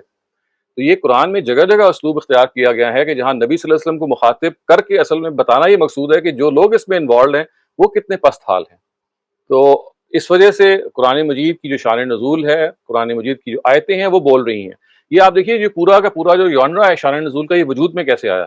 یہ بالکل اسی جی تفسیر بالروایا کے مائنڈ سیٹ سے وجود میں آیا کہ قرآن کو کی آیتوں کو ہم خود تو نہیں سمجھ سکتے، لازماً اس کے پیچھے کوئی واقعہ ہوا ہوگا. ہر آیت کے پیچھے جب یہ آیت نازل ہوئی ہے اب ہم نے اس واقعے کو ڈسکور کرنا ہے. تو پھر کیا ہوا کہ آپ اگر شان نزول کی روایتوں کو اٹھا کے دیکھیں جو آپ کو مل جائیں گی، تو اس میں تقریباً ہر آیت کے پیچھے کہا گیا کہ بھئی اس کے پیچھے یہ ہے، اس کے پیچھے یہ ہے. حالانکہ آپ دیکھیے کہ قرآن مجید میں کبھی ایسا نہیں ہوا کہ ایک آیت نازل ہوئی ہو. ہمیشہ عام طور سے پوری کی پوری صورتیں نازل ہوئی ہیں، یا یہ ہوا ہے کہ صورتوں کے بڑے بڑے حصے نازل ہوئے ہیں. یہ جو انڈیویجول ہاں آیات کے بارے میں کہہ دیا جاتا ہے کہ اس کی شان نزول یہ ہے، وہ اکثر و بیشتر کبھی آپ اس کو اگر سند کے لحاظ سے دیکھیں گے تو بالکل کمزور روایتیں ہیں، بہت بہت زیادہ کمزور روایتیں ہیں جو سند کے لحاظ سے تیسرے درجے کی بھی نہیں ہیں. لیکن چونکہ ہمارے ہاں جیسے میں نے عرض کیا کہ قرآن مجید کی توجیہ میں اس طرح کی تیسرے درجے کی روایتوں کو قبول کرنے کا شروع سے رجحان بن گیا کہ آپ نے قرآن مجید کی جی جو کہ ظاہر کو آپ خود نہیں سمجھ سکتے. یہ آپ ایک مشکل چیز ہے، یہ اللہ تعالیٰ کا کلام ہے، یہ خارج سے سمجھ میں آئے گا. اس کے لیے پیغمبر کی ضرورت ہے حدیث کی. اچھا چلیں، یا تو ہونا کہ وہ حدیث ایسی ہو جس کو آپ اطمینان ہو کہ وہ نبی صلی اللہ علیہ وسلم کے الفاظ ہیں. ایسا اگر جی ہو تو کیا ہی بات ہے. لیکن ظاہر ہے کہ ان شان نزول کی روایتوں کو چونکہ ایک عرصے سے میں ان پہ کام کر رہا ہوں، شاذ و نادر ایسی ہے کہ جو کچھ ثابت آپ کو ملے گی. اور جو کوئی ایک ثابت ایک آدھی مل جائے گی تو آپ کو نظر آئے گا کہ قرآن اس کو اگل کے پھینک رہا ہے. میں نے حدیث کے ہاں کچھ لیکچر دیے ہیں کسی اور سیشن میں، آپ اگر وہ سن کے دیکھ لیں تو میں نے بہت ساری شان نزول کی جو روایتیں ہیں ان کو بتایا کہ دیکھیے یہ شان نزول کیا کہہ رہی ہے اور قرآن کی آیتیں کیا کہہ رہی ہیں، اور یہ خود روایت کتنی کمزور ہے جس کو ہم لوگوں نے ایکسیپٹ کر لیا ہے. تو دیکھیے یہ ضروری ہے کہ ہم اس ایک نیا جو ایک ری وزٹ کریں اپنے قرآن مجید کو، خاص طور سے اگر آپ ایک اسٹوڈنٹ آف دا قرآن ہیں. ایک تو ہے نا قرآن کو آپ ویسے جی ہدایت اپنے ریمائنڈر کے لیے پڑھیں وہ اچھی بات ہے، لیکن اگر آپ نے ڈیپتھ میں جا کے پڑھنا ہے تو آپ کو قرآن یہ پکار رہا ہے کہ آپ پہلے اس کے ٹیکسٹ پہ غور کریں. وہ عربی مبین میں نازل ہوا ہے، عربی مبین کا علم حاصل کیجئے. پھر آپ کو ضرورت ہے کہ اگر آپ کو سپورٹ چاہیے تو آپ کو ایکسٹرینیس چیزیں بھی دیکھ سکتے ہیں، وہ معاون ہو سکتی ہیں. لیکن اگر آپ اس پہ منحصر ہو جائیں گے تو یہ ایسے ہی ہے کہ جیسے وہ چیزیں کہ جو اصل تھی ان کو آپ نے نظر انداز کر لیا، جو منحصر جن پہ ہونا تھا اس کو آپ نے اصل بنا لیا، تو اس سے پوری ترتیب الٹ جائے گی. اور اس وقت انفارچونیٹلی یہ ترتیب الٹی ہوئی ہے اور ہم اسی الٹی ترتیب میں چل رہے ہیں. اور اسی وجہ سے قرآن مجید کی کتنی ہی آیات جن کی ہم پریزنٹیشن جب کرتے ہیں نئی جنریشن کے سامنے یا انٹلیکچوئلس کے سامنے، تو یہ نہیں سمجھ میں آتا کہ اس کو ہم اپنے ہاں تو جسٹیفائی کر سکتے ہیں اس لیے کہ ہم اہل ایمان ہیں، ہم کہیں گے یہ بات ہوگی، لیکن اگر کوئی سوال ہو جائے تو you are not able to give a convincing answer. جی سر، یہ جو ایک ورڈ ہے اس میں آ رہا مسانی کا، تو یہ کیا 7 چیپٹرز کے کانسیپٹ کے ساتھ کسی طرح سے ریلیٹ کرتا ہے؟ دیکھیے میں نے تو ابھی ایکسپلین کیا نا کہ مسانی کا مطلب ہے دو، مسانی جمع ہے دو، مسنا کی، مسنا کا مطلب ہے دو دو، تو جو سبا ملن مسانی کا مطلب یہ ہے کہ 7 جو دو دو ہیں، 7 جو دو دو ہیں، تو اس کا انہوں نے توجہ یہ کی ہے کہ 7 چیپٹرز، اس میں ہر ایک کی سورہ دو دو ہے، جس کی ہر سورہ جوڑا جوڑا ہے. تو یہ جو جڑواں صورت ہے یہ مسانی کا لفظ اس طرف اشارہ کر رہا ہے، یعنی جو پیئرڈ سورہ کا فنامنا ہے کہ صورتیں دے اکر ان پیئرز، تو اللہ تعالیٰ یہ کہہ رہے ہیں کہ میں نے آپ کو ایک ایسا قرآن دیا ہے جس کے 7 چیپٹرز ہیں اور ہر چیپٹر میں صورتیں جو ہیں وہ جڑواں ہیں، وہ پیئرز ہیں. تو یہ دو دو کا جو لفظ ہے اس پیئرڈ فنامنا کی طرف اشارہ کر رہا ہے. تو سر جو آپ نے ابھی وہ کلرز میں ہمیں وہ دکھایا ہے کہ 7 چیپٹر، اس میں تو کسی میں 4 آ رہی ہیں، کسی میں 7، اس کی تفصیل میں نے ظاہر ہے اس وقت نہیں کی کیونکہ میرا اصل موضوع وہ نہیں تھا، صرف اشارہ کرنا تھا. میں اس پہ تفصیلی طور پہ اور کسی وقت دیکھ چکا ہوں تفصیل سے لیکچرز، آپ وہ سن سکتی ہیں. وہاں مقصد تھا چیپٹرز کو آؤٹ لائن کرنا، لیکن یہ بات کہ جو پیئرز کہاں کہاں بنے ہوئے میں نے وہاں پہ انڈیکیٹ نہیں کیے. وہ 4 یا 5 جگہ پہ ایکسیپشنز ہیں کہ جہاں پہ پیئرز نہیں ہیں، وہاں پہ وہ صورتیں خود بتا رہی ہیں کہ they are not meant as pairs but they are addendas یا ایڈنڈم آپ کہہ لیے، دے آر سپلیمنٹری سورہز ایڈنگ ٹو دا پریویس سورہ. تو they are 4 or 5 exceptions in the whole. جیسے سورہ فاتحہ کا ایکسیپشن ہے، سورہ فاتحہ قرآن کا پورا دیباچہ ہے، وہ سنگولر ہے، اس کا کوئی جڑواں نہیں ہے. تو اس طرح کی کچھ ایکسیپشنز پورے قرآن میں موجود ہیں، لیکن بائی اینڈ لارج وہ پورے کا پورا قرآن جو ہے وہ جڑواں ہے. اس کی تفصیل آپ دیکھ سکتے ہیں، وہ جو آپ کو رنگین جو سلائیڈ نظر آئی ہے اس میں ہم جڑواں جو صورتوں کو نہیں انڈیکیٹ کیا گیا. ٹھیک، تو سر یہ تو بڑی مشکل ہو جائے گی ایک عام قرآن پاک پڑھنے والے عام آدمی کے لیے ہے نہیں. دیکھیں میں نے عرض کیا نا کہ عام آدمی کو اس پروسیس میں ڈالنے کی ضرورت نہیں ہے. وہ تو قرآن ایک سادہ پڑھ رہا ہے، اس کو تو نہ چیپٹر کا پتہ ہے نہ ضرورت ہے پتہ ہونے کی. وہ سورہ کا ایک سادہ ترجمہ پڑھ رہا ہے، اپنی ہدایت کے لیے پڑھ رہا ہے، اور وہ 14 صدیوں سے پڑھا جا رہا ہے، اس ہدایت میں کوئی کمی نہیں آ رہی. یہ تو آپ جب ڈیپتھ میں آپ جاتے ہیں، کسی چیز کی فنیس کو دیکھتے ہیں، کسی چیز کی اور حکمت تلاش کرتے ہیں، تو قرآن مجید اپنی اس حکمت کو پھر اہل علم کے لیے اس طرح سے منواتا ہے. تو یہ اہل علم کی چیز ہے، یہ this is not meant for the common man. تو جیسے سر میں اب پڑھ رہی ہوں جس طرح، تو میرے تو وہ مارکس کاٹ لیں گے اگر میں آپ کا پوائنٹ وہاں لکھ لوں گی تو. نہیں، آپ وہاں ہرگز نہ لکھیں. دیکھیے آپ وہاں کا جو کہیں اگر آپ ٹیسٹ دے رہی ہیں، کہیں آپ پڑھ رہی ہیں، تو جو وہااں کی آپ کو علم ہے وہ بھی علم ہے. آپ کو اسکل پیدا کرنی ہے، کچھ اسکلز ان کی بھی ہیں، وہ بھی ضروری ہیں. تو جو علم وہ آپ کو دے رہے ہیں اس کو آپ حاصل کیجئے، وہ اس میں آپ وہی ان کو جواب دیجئے جو انہوں نے آپ کو بتائے ہیں، کیونکہ وہ بیسکلی ایک ایکسپرٹ ہونا ہے کسی چیز میں. اس کا یہ مطلب نہیں ہوتا کہ آپ ادھر کی بات ادھر کریں، دونوں باتوں کو الگ الگ سمجھیں. ایک ہے جب آپ اسکل حاصل کر رہے ہوتے ہیں تو اس میں آپ نے کیسے ایکسپرٹ ہونا ہے، اور ایک یہ ہے کہ آپ نے خود سچائی کو جاننا ہے. وہاں کسی ایگزام کو دینے کی ضرورت آپ کو نہیں ہوتی، وہاں آپ اللہ کو ایگزام دے رہے ہوتے ہیں. تو اپنے لیے آپ نے اڈاپٹ کس کو کرنا ہے، that is a different scenario. اور ایک یہ ہے کہ آپ نے کوئی علم سیکھنا ہے، تو اس علم کو تو آپ نے جو اس علم کے ایکسپرٹس ہیں ان سے سیکھنا ہے، چاہے آپ اس سے اختلافی کیوں نہ ہو. آپ نے وہی جواب دینا ہے جو اس علم کے ایکسپرٹس جواب دیتے ہیں. وہاں پہ آپ ایکسپرٹ بن رہے ہیں، سچ کی تلاش نہیں کر رہے. سچ کی تلاش اس کے علاوہ کرنی چاہیے. جی سر، تھینک یو سو مچ، جزاک اللہ. بہت شکریہ. آگے بڑھتے ہیں. اگلا سوال مسعود خان کا ہے، پلیز اپنا سوال کیجیے. السلام علیکم ڈاکٹر شہزاد، ماشاء اللہ بہت اچھا ایکسپلین کیا آپ نے نظم قرآن کو. لیکن آپ کے اس سے میں یہ سمجھا کہ نظم قرآن جو ہے یہ ڈسکوری جو ہے امین احسن اصلاحی کی ہے، جبکہ میں یہ سمجھ رہا تھا کہ یہ ڈسکوری جو ہے حمید الدین فراہی نے کی تھی اور اس کو ڈیولپ امین احسن اصلاحی نے کیا. تو اس کو ذرا کلیریفائی کر دیں. دیکھیں جو قرآن کا جو اسٹرکچر اور نظم اس کے دو حصے ہیں. ایک ہے اس کا اسٹرکچرل کوہیرنس، جسے کہتے ہیں نا کہ قرآن کا سیکوینس اور اسٹرکچر کیا ہے، یہ تو واقعی امین حسن اصلاحی صاحب نے ڈیولپ کیا ہے.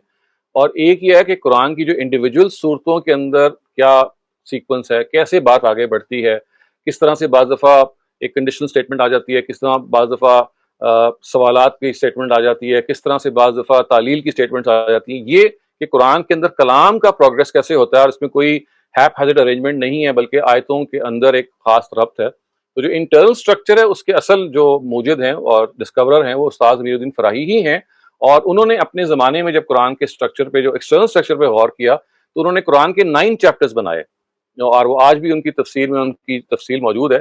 آربیٹری طور پہ انہوں نے، جیسے اصلاحی صاحب نے تو 7 چیپٹرز میں بنا کے اس کو بہت سائنٹیفک کر کے بتا دیا کہ خود قرآن ہی سے ہی منسوس چیز ہے. استاد امیر الدین فرائی جو پائنیئر تھے، انہوں نے جب اسٹرکچر لیول پہ قرآن کو پڑھا تو ان کو یہ محسوس ہوا کہ یہ 9 چیپٹرز ہیں. لیکن ظاہر ہے انسان ہوتا ہے، اس میں ارتقا ہو جاتا ہے، لیکن ان کی جو اصل کنٹریبیوشن ہے وہ اسٹرکچرل لیول کے بجائے تھیمیٹک لیول کو ہم کہتے ہیں. قرآن کی 2 طرح کی کو آپ کہہ لیجیے اس کا نظم ہے. ایک کو ہم کہتے ہیں structural coherence which means the overall arrangement، اس میں یہ اصلاحی صاحب کا یہ ایکسٹراڈنری کنٹریبیوشن ہے. دوسری ہم کہتے ہیں تھیمیٹک کوہیرنس، جو کہ انٹرنل آیتوں کی پروسیشن ہے. وہ ہے جو اصل میں استاد امیر الدین فرائی کا سیرا ہے، جس میں انہوں نے بتایا ہے کہ دیکھیے کلام کے اندر نظم ہوتا ہے، مناسبت ہوتی ہے، وحدانیت ہوتی ہے، انہوں نے تناسب ہوتا ہے، یہ ورڈز انہوں نے استعمال کیے. پھر انہوں نے صورتوں کی تشریح کی، 14 صورتوں کی، اور اس میں ان پرنسپلس کو اپلائی بھی کر کے بتایا. تو آپ یوں سمجھ لیے کہ تھیمیٹک کوہیرنس جو ہے وہ اصلاحی صاحب کے حصے میں آئی ہے، اور اسٹرکچرل کوہیرنس سوری، لیکن جو اصل کوہیرنس ہے، جو تھیمیٹک کوہیرنس ہے، that is something which Farahi صاحب for the first time put forth the way he has, یعنی مخصوص انداز میں اپنے. لیکن ہم کہہ سکتے ہیں کہ نظم قرآن کی ڈسکوری جو ہے وہ پھر انہی کی ہے، امیر الدین فرائی کی ہے، ایسے ہی ہے. جی تو اس میں جو آپ نے بتایا سبم من المثانی، اس میں تو جوڑے کا تو ذکر آ گیا اس میں، لیکن چیپٹرز کہاں سے آپ نے لیے؟ 7 جو جوڑا ہے. تباہ کا جو لفظ ہے اس میں اس سے آپ نے چیپٹرز جو میں نے تو خیر نہیں، میں تو آپ ان کی بات سمجھا رہا ہوں. وہ یہ کہتے ہیں کہ یہ صفتیں ہیں جن کا موصوف حذف ہے، یہ نیومرلز ہیں. میں جب یہ کہوں کہ 7 جو 2 ہیں، تو یہ قرآن کا خاص انداز ہے کہ وہ جو موصوف کو حذف کر دیتا ہے.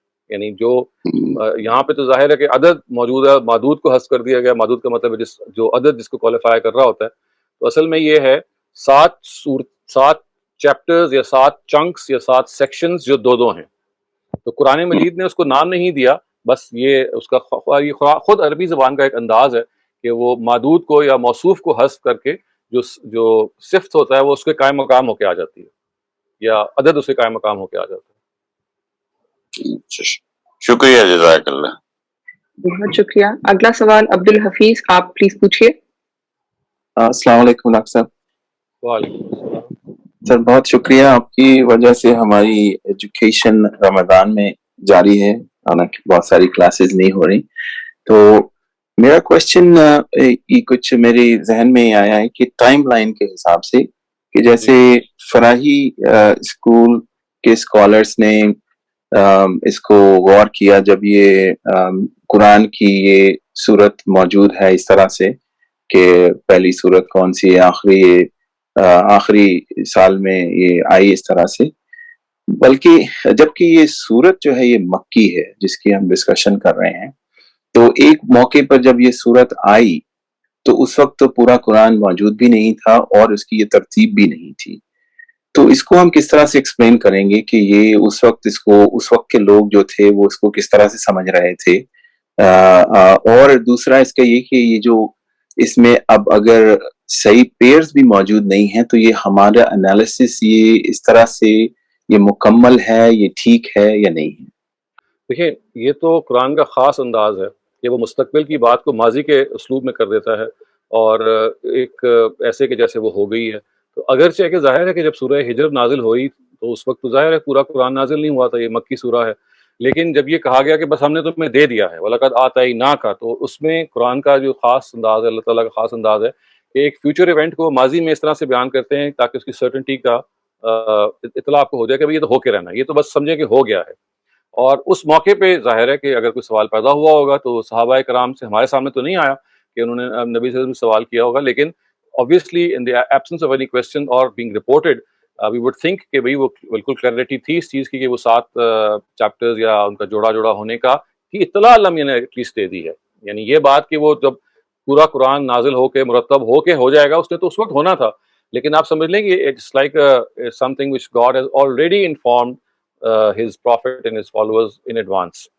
باقی اگر آپ کا دوسرا سوال کا مطلب جو میں سمجھاؤں وہ یہ ہے کہ صورتیں جو ہیں وہ ساری کی ساری جوڑا نہیں ہے بلکہ ایکسیپشنز پائی جاتی ہیں, یہ آپ سوال پوچھ رہے ہیں یا جی کوئی جی مختلف مراد ہے؟ اچھا تو دیکھیے یہ پھر ادب کا اسلوب ہے, اس کے اندر ایکسیپشنز کی کوئی حیثیت نہیں ہوتی. میں آپ کی اس کی مثال دیتا ہوں کہ دیکھیے فرض کیجئے کہ آپ کی جو ملاقات ہے اپنے کلاس فیلو کے ساتھ وہ مہینے میں 25 دن ہوتی ہے, 26 دن ہوتی ہے, ظاہر ہے 2 دن چھٹیاں ہوں گی یا 4 دن چھٹیاں ہوں گی, اور اس کے بعد اگر میں کسی وقت اردو زبان میں آپ سے یہ کہوں کہ بھئی تم تو میرے کلاس فیلو ہے, ہماری تو روز ملاقات ہوتی ہے, ہم تو روز ملتے تھے اپنے, تم بھول گئے ہو کہ ہم کلاس 7 میں بھی اکٹھے تھے, 8 میں بھی اکٹھے تھے, کوئی دن نہیں جا رہا تھا کہ ہم ایک دوسرے سے نہ ملے ہوں. حالانکہ آبویس بات ہے کہ چھٹیوں میں ہم نہیں ملے تھے, حالانکہ آبویس بات ہے کہ ہو سکتا ہے کہ 10 دن کسی وقت نہ ملے ہوں, بیمار ہو گئے ہوں. تو یہ اصل میں عربی زبان میں اور اردو زبان میں اور ہر زبان میں جب جسے ہم کہتے ہیں علی سبیل تغلیب کا اسلوب ہوتا ہے کہ آپ بحیثیت مجموعی ایک بات کو بیان کر رہے ہوتے ہیں جس میں آپ ایکسیپشنز کو کیٹر نہیں کر رہے ہوتے. جیسا کہ میں آپ دیکھیے اگر آپ کو میں یہ کہوں کہ میں آپ سے روز ملتا ہوں اور حالانکہ میں مہینے میں شاید آپ سے 25 دن ملتا ہوں گا, تو آپ کوئی بھی دنیا کا آدمی یا آپ یا کوئی اور یہ نہیں کہے گا کہ یار تم تو جھوٹ بول رہے ہو, تم تو 30 دن نہیں ملتے, تم تو 25 دن ملتے ہو. کبھی آپ وہاں یہ نہیں کہتے کہ بھئی یہ تو زبان کی آپ نے خلاف ورزی کر دی ہے, کوئی غلط بیانی ہو گئی ہے, نہیں. وہاں علی سبیل تغلیب یا کہ اسلوب پہ کہ ایک مجموعی تاثر آپ بیان کر رہے ہیں, آپ یہ بیان کرتے ہیں کہ بھئی ہم تو روز ملتے تھے, حالانکہ روز تو نہیں ملتے. تو بالکل ایسے ہی جب یہ کہا جاتا ہے کہ قرآن مجید کی صورتیں جوڑا جوڑا ہیں, اس کا مطلب یہ ہے کہ یہی پیٹرن ہے جو فالو کیا ہے 114 صورتوں میں. 3 یا 4 ایکسیپشنز ہیں, وہ میں انشاءاللہ کسی وقت ارادہ کر رہا ہوں یہ قرآن مجید کو اس کا اسٹرکچرل کسی وقت موقع آتا ہے آپ کو پڑھانے کا, تو اس میں ایکسپلین کرنے کا موقع مل جائے گا کہ دیکھیے کس طرح سے وہ جو ایکسیپشنز ہیں وہ وارنٹ کرتی ہیں کہ ان کو ایکسیپشنز ہی ہونا چاہیے. یعنی ان کی اگر آپ اس ایکسیپشنل حیثیت کو جان لیں گے تو آپ خود محسوس کریں گے کہ ہاں یہ بالکل ٹھیک ہے, اور اس کے باوجود یہ کلیہ خراب نہیں ہوتا کہ صورتیں جوڑا جوڑا ہیں. تو میں اس لیے آپ کو یہ تھوڑا سا اعتراض نصیح کرنی پڑی کہ یہ زبان کے اسلوب پہ کہا گیا, اور زبان میں اس طرح کی جو ایکسیپشنز ہیں یہ آئے دن ہم روز کرتے ہیں اور ان کو ہم بالکل ٹھیک سمجھتے ہیں. سر دوسری اس میں ٹائم لائن کے حساب سے جب یہ صورت آئی تو اس وقت سورہ فاتحہ تو آ چکی, تو یہ ان کو اس وقت سمجھنا زیادہ ایزی ہو گیا اسی وقت. باقی یہ کہ ان کے ذہن میں جو لوگ ہیں وہاں پہ صحابی ہیں تو باقی تو یہ آئے ہی نہیں ہوگا کہ یہ کس طرح سے بیان ہو رہا ہے, تو وہ تو زیادہ نیچرل لگتا ہے کہ سورہ فاتحہ موجود ہے. سوال نہیں سمجھ سکا. سورہ فاتحہ اس وقت موجود تھی کہ جب یہ صورت آئی ہے, تو وہ زیادہ نیچرل سمجھ میں آنے والی بات ہے کہ اس کی طرف ریفرنس ہے, حالانکہ پورا قرآن مرتب نہیں ہوا ابھی.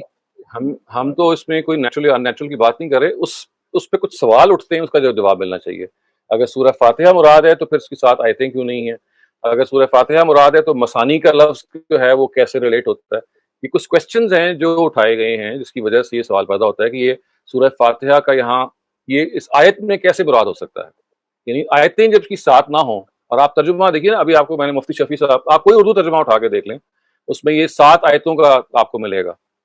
تو یہ سوال ہی پیدا ہوتا ہے نا کہ پہلے وہ آیتوں تو ساتھ ہونی چاہیے نا, تو وہ تو تکلفاً بنائی گئی ہیں. پھر مسانی کا وہ مفہوم ہی نہیں ہے جو کہ اس میں لیا گیا ہے. جب وہ لفظ اپنی لٹرل مفہوم میں ایک توجیہ رکھتا ہے تو آپ اس کے میٹافوریکل مفہوم میں جانے کی کوئی ضرورت نہیں ہے. کہ تب ضرورت پیش آتی ہے جب آپ کو کوئی وجہ ہو, کوئی ادبی پہلو ہو اس کا, تو ان سوالوں کے پھر جواب ملنے چاہیے. تو ذہن تو کہیں بھی جا سکتا ہے. اصل سوال یہ کہ جو اعتراض ہے آپ کے ذہن میں اگر اس کا کوئی تسلی بخش جواب ہے تو بسم اللہ, آپ سورہ فاتحہ کو مانتے رہیں. اس سے نہیں, اگر کوئی اس کے لیے کوئی جواب لایا جائے اس کو بھی پھر ایسا اسٹرانگ ہونا چاہیے کہ اس میں کچھ ایکسیپشنز بس میرے ذہن میں ہی آ رہی ہیں, یہ صرف سیکھنے کے لیے آپ سے سوال کرتے ہیں, کوئی اعتراضات وہ نہیں ہیں. تو نہیں میں بھی آپ کی بات سمجھ گیا. جی وہ اتنے اسٹرانگ ہونا چاہیے کہ ہاں آپ کو دیکھتے ہی سمجھ میں آ جائے کہ یہ چیز ہے. دوسرا اس میں کوشچن یہ کہ اس کا پریکٹیکل یوٹیلائزیشن کیا ہے. ٹھیک ہے, مجھے پتہ چل گیا کہ 7 اس طرح سے حصے ہیں, تو اب میں اس کو کس طرح سے استعمال کروں, کیا میرے ذہن میں ہونا چاہیے اب اس کے لیے؟ دیکھیں اس کے لیے تو میں نے چونکہ ایک الگ سے ایک پورا کورس پڑھایا ہوا ہے انڈرسٹینڈنگ دا قرآن کا, اس میں ایک چیپٹر ارینجمنٹ آف دا قرآن, اس کو آپ دیکھ سکتے ہیں کہ یہ جو کیا وجہ ہے کہ قرآن مجید کو ان چیپٹرز میں ارینج کیا گیا ہے. اس میں نبی صلی اللہ علیہ وسلم کی جو پریچنگ انڈیور ہے اس کو کس طرح سے محفوظ کیا گیا ہے. قرآن کی ایک تھیم ہے جس کے گرد یہ پورے کے پورے چیپٹرز ریوالو کرتے ہیں. ان چیپٹرز کی ایک تھیم ہے, ہر سورہ کی ایک تھیم ہے, اور وہ جو اوور آل تھیم ہے وہ یہ ہے کہ جو آخرت میں اکاؤنٹیبلٹی ہونے والی ہے اس کو پروف کیا گیا ہے ایک دنیاوی اکاؤنٹیبلٹی کی سیریز میں, کہ جو دنیا میں میسنجرز کے زمانے میں اکاؤنٹیبلٹی کے دن آتے رہے ہیں ان کو ان 7 چیپٹرز میں نبی صلی اللہ علیہ وسلم کی اپنی جو قوم کی اکاؤنٹیبلٹی ہونی تھی یا ہو رہی تھی اس کو بیان کیا گیا کہ دیکھیں they were held accountable in this world and this has been preserved in the book of God. So اگر نبی صلی اللہ علیہ وسلم کے رخصت ہو جانے کے بعد کی جو امت اس وقت موجود ہے ان کی اگر دنیا میں اکاؤنٹیبلٹی نہیں ہو رہی تو غلط فہمی میں نہ رہو, رسولوں کی قوموں کی جو اکاؤنٹیبلٹی تھی وہ دنیا میں ہو جاتی تھی اور وہ ہو گئی ہے, اور مشرکین عرب تھے یا اہل کتاب تھے, یہ اور بات ہے کہ وہ مسلمان ہو گئے تھے, ورنہ یہ ان کے ساتھ ان کا حشر ہونے والا تھا. اس سے پہلے ہی مثالیں دیں کہ دیکھیے جو پریویس میسنجرز تھے انہوں نے یہ اور یہ کیا تو ان کو بھی دنیا میں تباہ کر دیا گیا. لہٰذا اب دور نبوت کے بعد جو نبی صلی اللہ علیہ وسلم کے رخصت ہو جانے کے بعد کا دور قیامت تک ایکسٹینڈ کرے گا. یہاں اگر لوگوں کی اکاؤنٹیبلٹی نہیں ہو رہی تو اس کسی غلط فہمی میں نہ رہنا کہ یہ نہیں ہونی. اس کے لیے اللہ تعالیٰ نے ایک الگ دن مقرر کیا ہوا ہے آخرت کا. اس سے پہلے جن قوموں کی ہونی تھی ان کا اسی دنیا میں مقرر کیا گیا ہے. تو جو قرآن کا اصل موضوع ہے ہیئر آفٹر کی اکاؤنٹیبلٹی, یہ ایک اگر آپ یہ جان لیں تو آپ کو اندازہ ہوگا کہ اس اکاؤنٹیبلٹی کو پہنچانے میں, دل میں راسخ کرنے کے لیے پھر قرآن مجید نے یہ حسن ترتیب اختیار کی کہ اسی اکاؤنٹیبلٹی کے جو مختلف فیزز نبی صلی اللہ علیہ وسلم کی زندگی میں آئے ہیں اپنی قوم کے ساتھ ان کو پھر ہمیشہ کے لیے پرزرو کر دیا گیا. تو یہ تو اس کی ظاہر حکمت ہے. میں نے آپ کو بہت مختصر یہاں بیان کیا چونکہ میں کسی اور موقع پہ اس کی تفصیل کر چکا ہوں, آپ وہاں اس کو دیکھ سکتے ہیں. ٹھیک ہے سر, بہت شکریہ, تھینک یو. شکریہ. عدیلہ پلیز آپ اپنا سوال کیجیے. وعلیکم سر, تھینک یو سر. سر میں بس 2-3 چھوٹے سے سوال ہیں. میں ایک تو یہ پوچھنا چاہ رہی تھی کہ پھر آیت 88 اور 89 جو ہیں وہ ہم جملہ معترضہ کے طور پہ ہی لیں جیسے آپ نے کہا بھی؟ یہ کوئی کلاسیکل جملہ معترضہ تو نہیں ہے, لیکن اصل میں یہ آپ for all practical purposes as a student آپ یہ سمجھ سکتی ہیں. یہ اصل میں پچھلی بات کا امتداد ہم اس کو کہتے ہیں, یعنی پچھلی بات کی ایک فردر ایکسپلینیشن ہے جس میں نبی صلی اللہ علیہ وسلم کو جب یہ کہا گیا کہ آپ کو ہم نے یہ دے دیے ہیں تو اس کی توجیہ اب کی جا رہی ہے کہ کیوں دیے ہیں, یعنی تاکہ آپ کو کوئی پریشانی نہ ہو. آپ کے پاس ایک بہت بڑی دولت ہے, آپ جن لوگوں کو ڈرا رہے ہیں ان کے بارے میں یہ نہ سمجھیں کہ آپ کے اندر کوئی کمی ہے, آپ تو بس پہنچا دینے والے ہیں, خبردار کرنے والے ہیں. یہ پچھلی بات کی ایک ایکسٹینشن ہے, امتداد ہے. کما انزلنا علی المقتسمین ہے جس سے پھر بات کو دوبارہ لیا کہ ہم نے آپ کو قرآن مجید دیا جس کے ساتھ مثانی ہے جیسے کہ ہم نے اس سے پہلے بھی کلام نازل کیا تھا ان لوگوں پہ جنہوں نے حصے بکھرے کر دیا. یہ اس طرح ہے. تو سر مطلب بات کما انزلنا سے جڑ جاتی ہے, لیکن آپ کہہ رہے ہیں اس کو اگر ہم تفسیر میں دیکھیں گے تو اس کو ایز اے جملہ معترضہ ایکسپلین نہیں کیا جائے گا کہ یہ جملہ معترضہ, جی کیونکہ ادھر بیچ میں یہ جو آیا ہے فقل انی آنا تو وہ پھر التفات ہو گیا ایک دم سے, تو اس لیے جملہ معترضہ وہ اسی کا حصہ ہے, یعنی آپ اسی تفصیل کا حصہ ہے کہ آپ نے ان کو یہ کہنا ہے کہ بھائی جو آپ کا بات کو نہیں مان رہے, میں تو بس مجھے کوئی آپ سے منوانا نہیں ہے, میں تو آپ کو صرف خبردار کرنے کے لیے آیا ہوں, میرا کام منوانا نہیں ہے. یہ اسی بات کو آگے پہنچایا. ٹھیک ہے سر, میں سمجھ گئی. مطلب آپ اس کو کلاسیکلی جملہ معترضہ نہیں لے سکتے. اور اس کی آپ نے اگر تفصیل پڑھنی ہو تو تدبر قرآن میں جہاں استاد امین احسن اصلاحی نے اس کو ایکسپلین کیا ہے وہاں انہوں نے اس بات کو بھی بیان کیا ہے کہ کیسے یہ آیت جو ہے وہ کنیکٹڈ ہے پیچھے, تو اس کو بھی آپ دیکھ سکتے ہیں. ٹھیک ہے سر. اور جو میں نے تھوڑا سا شروع کا مس کیا تھا حصہ, اس لیے میں یہ کنفرم کر رہی ہوں کہ جو مولانا حمید الدین فراہی صاحب ہیں انہوں نے جو حنفی نظریہ ہے وہ اس کو سپورٹ کرتے ہیں اس میں, کیونکہ انہوں نے تو نہیں 7 چیپٹرز بنائے, اور میں جسٹ یہی ہوتا ہے کہ ان کا تو اوڑھنا بچونا قرآن تھا, تو اس آیت پہ انہوں نے نہیں حنفی سپورٹ کرنا تو ان کا ایشو نہیں ہے نا, وہ تو ان کا ایشو ہے جنہوں نے 7 آیتوں کو پورا کرنا تھا, جنہوں نے 7 مثانی کو 7 بنانا تھا. تو اس وجہ سے ان کے ہاں تو دیکھیے اس آیت کا وہ مطلب چونکہ انہوں نے نہیں لیا تو یہ آیت ان کے ہاں اس توجہ سے گزرتی نہیں ہے. انہوں نے تو قرآن مجید کو جب غور کیا تو انہوں نے کہا اس کے 9 حصے بنتے ہیں, اور انہوں نے اپنی تفسیر کے دیباچے میں ان کی تقسیم کر کے بتائی بھی ہے. اس میں سے بعض چیپٹرز وہی بن جاتے ہیں جو کہ بعد میں اصلاحی صاحب نے کیے, لیکن بعض جیسے آپ کا کہ میں مثال دوں ان کا جو 9th چیپٹر ہے جو فرائی صاحب نے بنایا وہ سورہ فلق اور سورہ ناس پر بیسڈ ہے, یعنی 2 سورتوں پہ انہوں نے ایک چیپٹر بنا دیا اور اس کو کہا کہ قرآن کا تتمہ ہے, قرآن کی کا کنکلوژن ہے, تو اٹس اے سیپریٹ چیپٹر. جبکہ استاذ جو ہمارے بعد کے دونوں ان کے متاخرین میں سے ہیں, ان کے بعد جو آئے ہیں انہوں نے سورہ فلق اور سورہ ناس کو 7ویں چیپٹر کا حصہ لیا ہے, جبکہ فرائی صاحب نے اس کو ایک الگ چیپٹر بنا دیا. تو یہ اس طرح کی چیزیں ہیں جو انہوں نے یعنی اس آیت سے ہٹ کے غور کیا ہے, اور اس آیت کو ریلیٹ نہیں کیا انہوں نے. لیکن پھر اس آیت کی کیا ایکسپلینیشن کچھ ان کے پاس نہیں ہے پھر؟ میں ابھی اس وقت میرے سامنے نہیں ہے، بلکہ میرا ذہن میں تھا کہ میں دیکھوں گا. ان کے کچھ عربی تفسیر کے نوٹس ہیں جو چھپے ہوئے ہیں، میں آپ کو وہ دیکھ کے بتا سکتا ہوں کہ ان کی کیا توجہ ہے، لیکن مجھے یہ پتا ہے کہ ظاہر ہے کہ ان کی مختلف توجہ ہے. ٹھیک ہے سر. اور سر بس میں یہ پوچھی تھی، آپ نے وہ حدیث جس پہ وہ لوگ یہ بیس کرتے ہیں شافی جس پہ، تو وہ حدیث بھی کیا آپ نے شیئر کی تھی شروع میں؟ بس میں یہ جی پوچھ جی، رہی وہ تھی. اس کا ٹیکسٹ موجود ہے، میں نے آپ کو دی تھی اور میں نے بتایا تو حدیث بالکل ٹھیک ہے. وہ حدیث صرف اتنا ہی بتا رہی ہے کہ سورہ فاتحہ کی حیثیت قرآن مجید کی ہے، نہ کہ سورہ فاتحہ کی آیتوں کو آپ سبب المثانی قرار دیں. وہ یہ ٹھیک بتا رہی ہے کہ سورہ فاتحہ اصل میں قرآن ہی ہے. ٹھیک ہے سر، ٹھیک ہے، تھینک یو سر، بہت شکریہ. اگلا سوال نصرت خواجہ آپ کا ہے، پلیز پوچھیے. جی السلام علیکم ڈاکٹر صاحب. بہت اچھا لیکچر تھا آپ کا، کافی نئی انفارمیشن ملی. میں کنفیوز ہوں کہ جو قرآن میں منزل ہے وہ آپ اس کو ٹرانسلیٹ کر رہے ہیں چیپٹر؟ نہیں، وہ بالکل الگ چیز ہے. جو منزل ہے نا اس کا تعلق تو حفظ قرآن سے ہے. اس میں اصل میں اس کی تفصیل یہ ہے کہ قراء حضرات نے پہلے تو 30 سپارے بنائے جو نبی صلی اللہ علیہ وسلم کی طرف سے نہیں تھے. بہت بعد میں آ کے ایک مہینے میں قرآن کو روزانہ اگر آپ نے تقسیم کر کے برابر برابر پڑھنا ہو تو انہوں نے پہلے تو قرآن کو 30 حصوں میں تقسیم کیا، جس کو آپ سپارہ کہتے ہیں.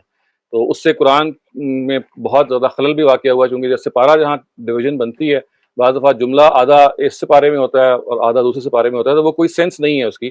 وہ صرف حفظ کے لیے کہ آپ نے 30 ڈیز میں 30 ایکول پارٹس میں قرآن کو آپ نے یاد کرنا ہو. منزل جو ہے وہ ایک ہفتے میں پڑھنے کے لیے ہے.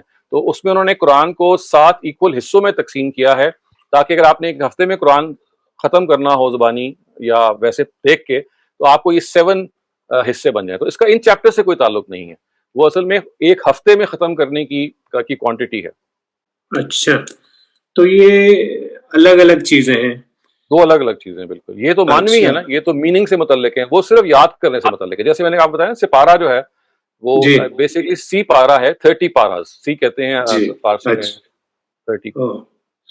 اور یہ آپ نے وہ بات کہہ دی جو میں کہنا چاہ رہا تھا کہ اگر آپ سپاروں کو دیکھیں تو بعض دفعہ آیت بھی ڈیوائڈ ہو گئی ہے بٹوین سپاراز. تو یہ کوئی اس کی یاد کرنے کے لیے لاجیکل، مطلب ہم لوگ وہی پڑھتے ہیں قرآن خوانی وغیرہ میں، ہم لوگ ایک سپارہ پڑھتے ہیں جس میں سڈنلی سپارہ جو ہے وہ آیت کے بیچ میں ہی ختم ہو جاتا ہے. تو یہ کیا اس کی لاجک سمجھ نہیں آتی. لاجک یہی ہے نا کہ 30 دن میں قرآن ختم کرنا ہے. 30 دن میں قرآن مجید کو اگر آپ نے ختم کرنا ہو تو انہوں نے 30 حصوں میں تقسیم کر دیا.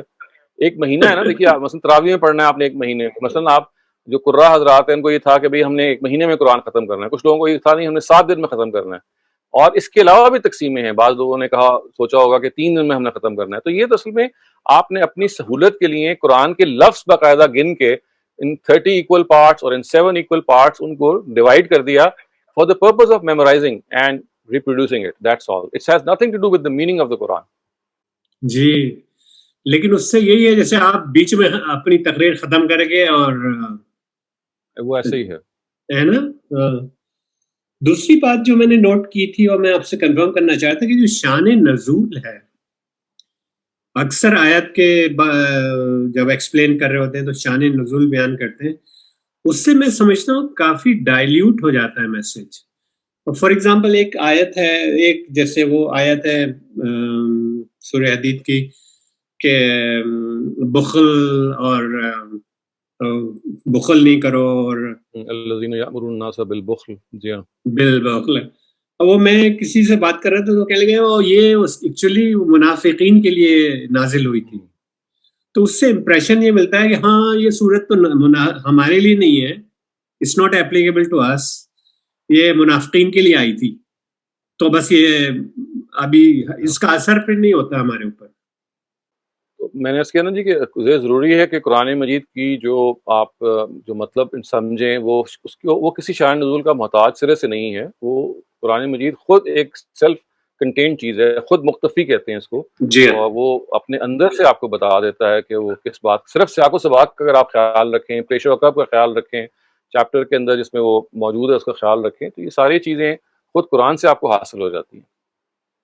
جی بہت شکریہ. اس سے پہلے کہ ہم آخری 2 سوال لیں، ڈاکٹر شہزاد میرے پاس ایک فیس بک کا کوشچن ہے اور میں وہ آپ کے لیے پڑھ دیتی ہوں. جی انہوں نے پوچھا ہے کہ جس طرح سے آپ نے سورہ حجر کو ایکسپلین کیا، it means that there will be 7 chapters, and it was informed to Rasulullah sallallahu alaihi wasallam that there will be 7 chapters. As this surah is not the last surah, today it is easy to drive when whole Quran is revealed. How at that time it concluded 7 chapters when whole Quran was not revealed? نہیں وہ تو it was a prediction made by God, it was a prophecy of God, it was a news given by God. اس وقت تو یہ تھا نا. اور یہ ایسا تو نہیں ہے کہ نبی صلی اللہ علیہ وسلم وہ کر نہیں سکے تھے. جب پورا قرآن نازل ہو گیا اس کے بعد انہوں نے اس کو ترتیب دے کے 7 چیپٹرز میں مکمل کیا تھا. یعنی نبی صلی اللہ علیہ وسلم اپنی زندگی میں قرآن کو 7 چیپٹرز میں ترتیب دے کے رخصت ہوئے ہیں. تو یہ بات صحیح ہے کہ سورہ ہجر کی آیت تو مکی آیت ہے، اس وقت سارا قرآن نازل نہیں ہوا تھا. لیکن جب وہ ہو گیا تھا اس کے بعد اس کو ترتیب دے دیا گیا، 7 چیپٹرز میں تقسیم کر دیا گیا. اس کے بعد بھی نبی صلی اللہ علیہ وسلم زندہ رہے، امت کو وہ دے کے گئے ہیں. تو اس لیے یہ اس وقت تو ایک خبر تھی، لیکن بعد میں وہ خبر ایک واقعہ بن گئی تھی. مسعود خان پلیز آپ پوچھیے. ہاں، یہ میرا دوسرا سوال یہ تھا کہ سبع من المثانی والقرآن العظیم، یہ جو اس کی جو توجہ کی ہے کہ اس کا لفظی مطلب تو یہ ہے کہ 7 جوڑا جوڑا صورتیں اور قرآن عظیم.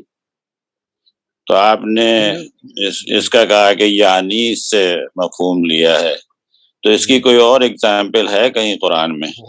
بہت زیادہ اگزامپل ہے جہاں واو تفسیر کی آئی ہے، جیسے جہاں واو یعنی کے سینس میں آتا ہے. بہت بہتاشا جگہوں پہ آئی ہے. جیسے قرآن میں بہت جگہ پہ انزل الکتاب والحق بالحق والمیزان، یعنی اللہ تعالیٰ نے حق کے ساتھ کتاب اتاری یعنی میزان. وہاں میزان تو ترازو الگ سے نہیں اتاری. بہت مثالیں ہیں کہ جہاں اس کو ہم کہتے ہیں تفسیر کی واو. تفسیر کی جو واو ہے یہ تو بے تحاشا جگہ پہ آپ دیکھ سکتے ہیں قرآن مجید میں. شکریہ. وارث رضا پلیز آپ اپنا سوال کیجیے. سر میرا سوال یہ ہے کہ جیسے ہم ترتیب کو دیکھتے ہیں جو 7 چیپٹرز کی، اس میں جاوید صاحب نے اس ترتیب جو ہے بیان کی، بڑے اس کو ایکسپلیسٹلی انہوں نے بیان کر دیا کہ جیسے کہ پہلا چیپٹر جو ہے اتمام حجت بنی اسرائیل پر، دوسرا جو ہے قریش پر ہے. اس طرح سے یہ معاملہ چلتے چلتے جو ہے وہ رسالت کے باب پہ آتا ہے، پھر جو ہے توحید، پھر جو ہے وہ قیامت ہے، پھر جو ہے وہ قریش پر جو ہے. یہ ترتیب میں اس پہ پوچھنا چاہ رہا ہوں کہ ترتیب یعنی اس ترتیب کی کیا حکمت ہے؟ کہ یہ نہیں ترتیب بہتر تھی کہ توحید سے بات شروع ہوتی، پھر رسالت پر آتی، پھر جو ہے اس پہ آپ ذرا کامنٹ کیجیے گا اس ترتیب کی حکمت. یہ بڑا اچھا آپ کا سوال ہے کہ دیکھیے ہم تو جب کتابیں انسانی طور پہ، میں آپ جتنے بھی انسانی ہیں مصنفین، وہ ایسے ہی لکھیں گے کہ ایک ٹاپک کی چیز کو ایک جگہ جمع کر دیں گے. اور یہ اگر آپ پروز کی بات کریں، پھر ایک اور چیپٹر لکھیں گے، اس میں ایک اور ٹاپک ہوگا، توحید کا ایک چیپٹر ہوگا، رسالت کا ایک چیپٹر ہوگا. قرآن میں اور یہ آپ یہ دیکھ سکیں گے کہ اعلیٰ کلام میں ایسا ہوتا ہے کہ جب مضامین چند ہوتے ہیں تو پھر چیپٹرز نہیں قائم کیے جاتے، بلکہ ان مضامین کو پھیر پھیر کے تصریف کے انداز سے بیان کیا جاتا ہے. مضامین دیکھیں قرآن کے 5 یا 7 ہیں، آخرت ہے، توحید ہے، شرک کا ابطال ہے، نبوت کی اٹیسٹیشن ہے.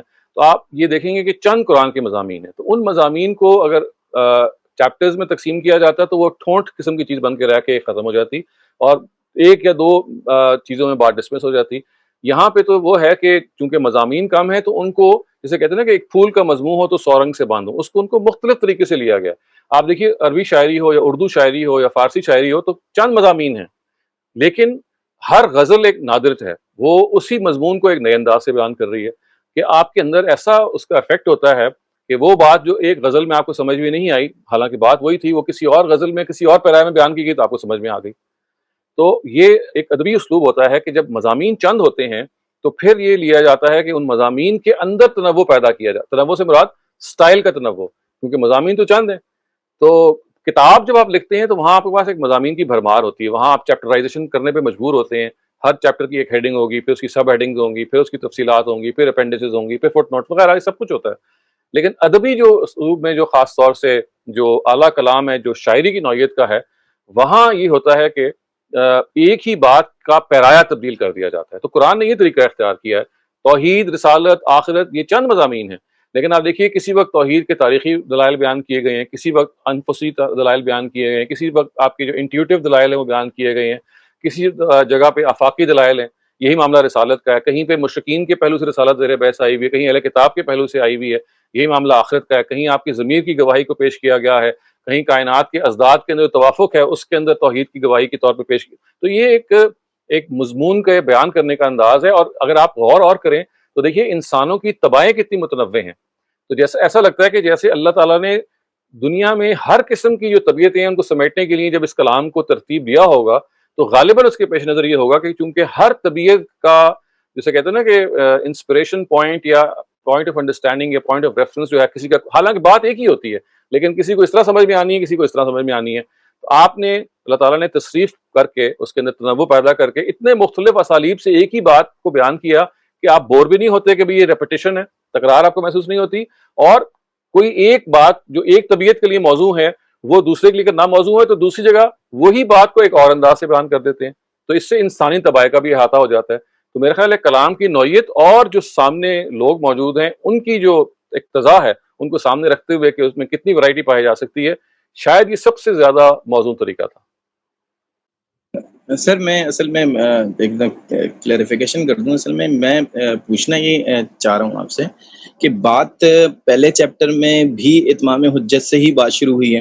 دوسرے چیپٹر میں جیسے کہ آپ نے انٹروڈکشن میں قرآن میں اس کی جو ڈائیگرام بنائی ہے وہ کلائمیکس پہ پہنچتی ہے، وہ بھی قریش پر اتمام حجت. پھر جو آخری چیپٹر ہے وہ بھی اتمام حجت ہی پر ہے. تو میں اصل میں اس ترتیب کے بارے میں اصل میں جاننا چاہ رہا تھا کہ یہ بات اتمام حجت ہی سے کیوں شروع کی گئی ہے جبکہ امت کی تاسیس ہوئی بھی ہے. نہیں دیکھیں، یہ تو اتمام حجت کا تعلق تو مکی دور سے ہے. تو چونکہ صورتوں کے اندر جہاں جہاں مکی دور ہو، ہر جگہ تو اتمام حجت نہیں ہے، بعض جگہ پہ اتمام حجت کے دور سے پہلے بھی صورتیں ختم ہو گئی ہیں. تو یہ تو اگر آپ چیپٹرز کو الگ انڈیویجولی آپ دیکھیں گے تو اس کا تعلق تو اس سے ہے کہ کون سا چیپٹر کس دور پہ ختم ہو گیا ہے. بعض جو ہیں وہ انذار عام تک کی جو صورتیں ہیں وہاں تک چلی جاتی ہیں، بعض واقعی اتمام حجت تک چلی جاتی ہیں، بعض کے اندر اتمام حجت کے آگے کے مراحل بیان ہوئے ہیں. یہ تو اصل میں مکی دور کے مراحل کی تفصیلات ہیں. قرآن مجید کا جو چیپٹر ہے وہ تو آپ نے ایز اے ہول دیکھنا ہے نا، اس میں صرف مکی تو نہیں ہے نا، اس میں مدنی گروپ بھی ہے، مدنی حصہ بھی ہے. تو مدنی حصے کے اندر وہ دوسرا کام بھی ہوا ہوا ہے جس کے اندر اہل کتاب کے ساتھ اتمام حجت ہے. تو اس وجہ سے آپ ہولسٹکلی دیکھیں کہ ہر چیپٹر کے اندر جو مضمون آگے بڑھا ہے وہ مکی دور میں بڑھا ہے، مکی لحاظ سے ان فیزز میں جو کہ انذار عام، اتمام حجت، ہجرت و برات وغیرہ کے طریقے پہ آتے ہیں. اور مدنی دور میں تو آپ کو نظر آئے گا کہ ان کی جو جسے کہتے ہیں تزکیہ اور تطہیر کے جو مراحل ہیں وہ گزر رہے ہیں اور آخر میں اقدام کا مرحلہ ہے. تو یہ تو ہر چیپٹر کو انڈیویجولی جو آپ سٹڈی کریں گے تو آپ کو نظر آئے گا کہ قرآن مجید نے کوشش یہ کی ہے کہ ہر چیپٹر ایک سیلف کنٹینڈ چیز ہو کہ جس میں ایک پوری جو مرحلے کی داستان ہے وہ پوری آ جائے، ایک سے زیادہ مرحلے کی. اب اس میں آپ حکمت پوچھ سکتے ہیں تو آبویسلی حکمت یہی ہے کہ اپنے لحاظ سے قرآن مجید نے ہر چیپٹر کی ایک تھیم مقرر کی گئی ہے جو اوور آل تھیم سے ہم آہنگ ہوتی ہے. یعنی اوور آل تھیم کیا ہے کہ آخرت کی اکاؤنٹیبلٹی کے بارے میں انسان ہمیشہ متنبع رہے. اس کو انڈیویجول تھیمز کے ساتھ مقرر کیا گیا کہ اسی کو انڈیویجول تھیم میں بھی لیا گیا، لیکن کہیں پہ رسالت کا اس کا اس بات غالب ہے، کہیں پہ توحید کا اس بات غالب ہے، کہیں پہ آخرت کا اس بات غالب ہے، کہیں پہ شرک کا ابطال غالب ہے. تو یہ تو اصل میں اسی چیز کو اسی پہلو سے بیان کیا گیا جو میں نے آپ کو بھی تفصیل سے بتایا. بہت شکریہ تمام پارٹیسپینٹس کا اور خصوصاً ڈاکٹر شہزاد آپ کا فار یور ویلیوبل ٹائم.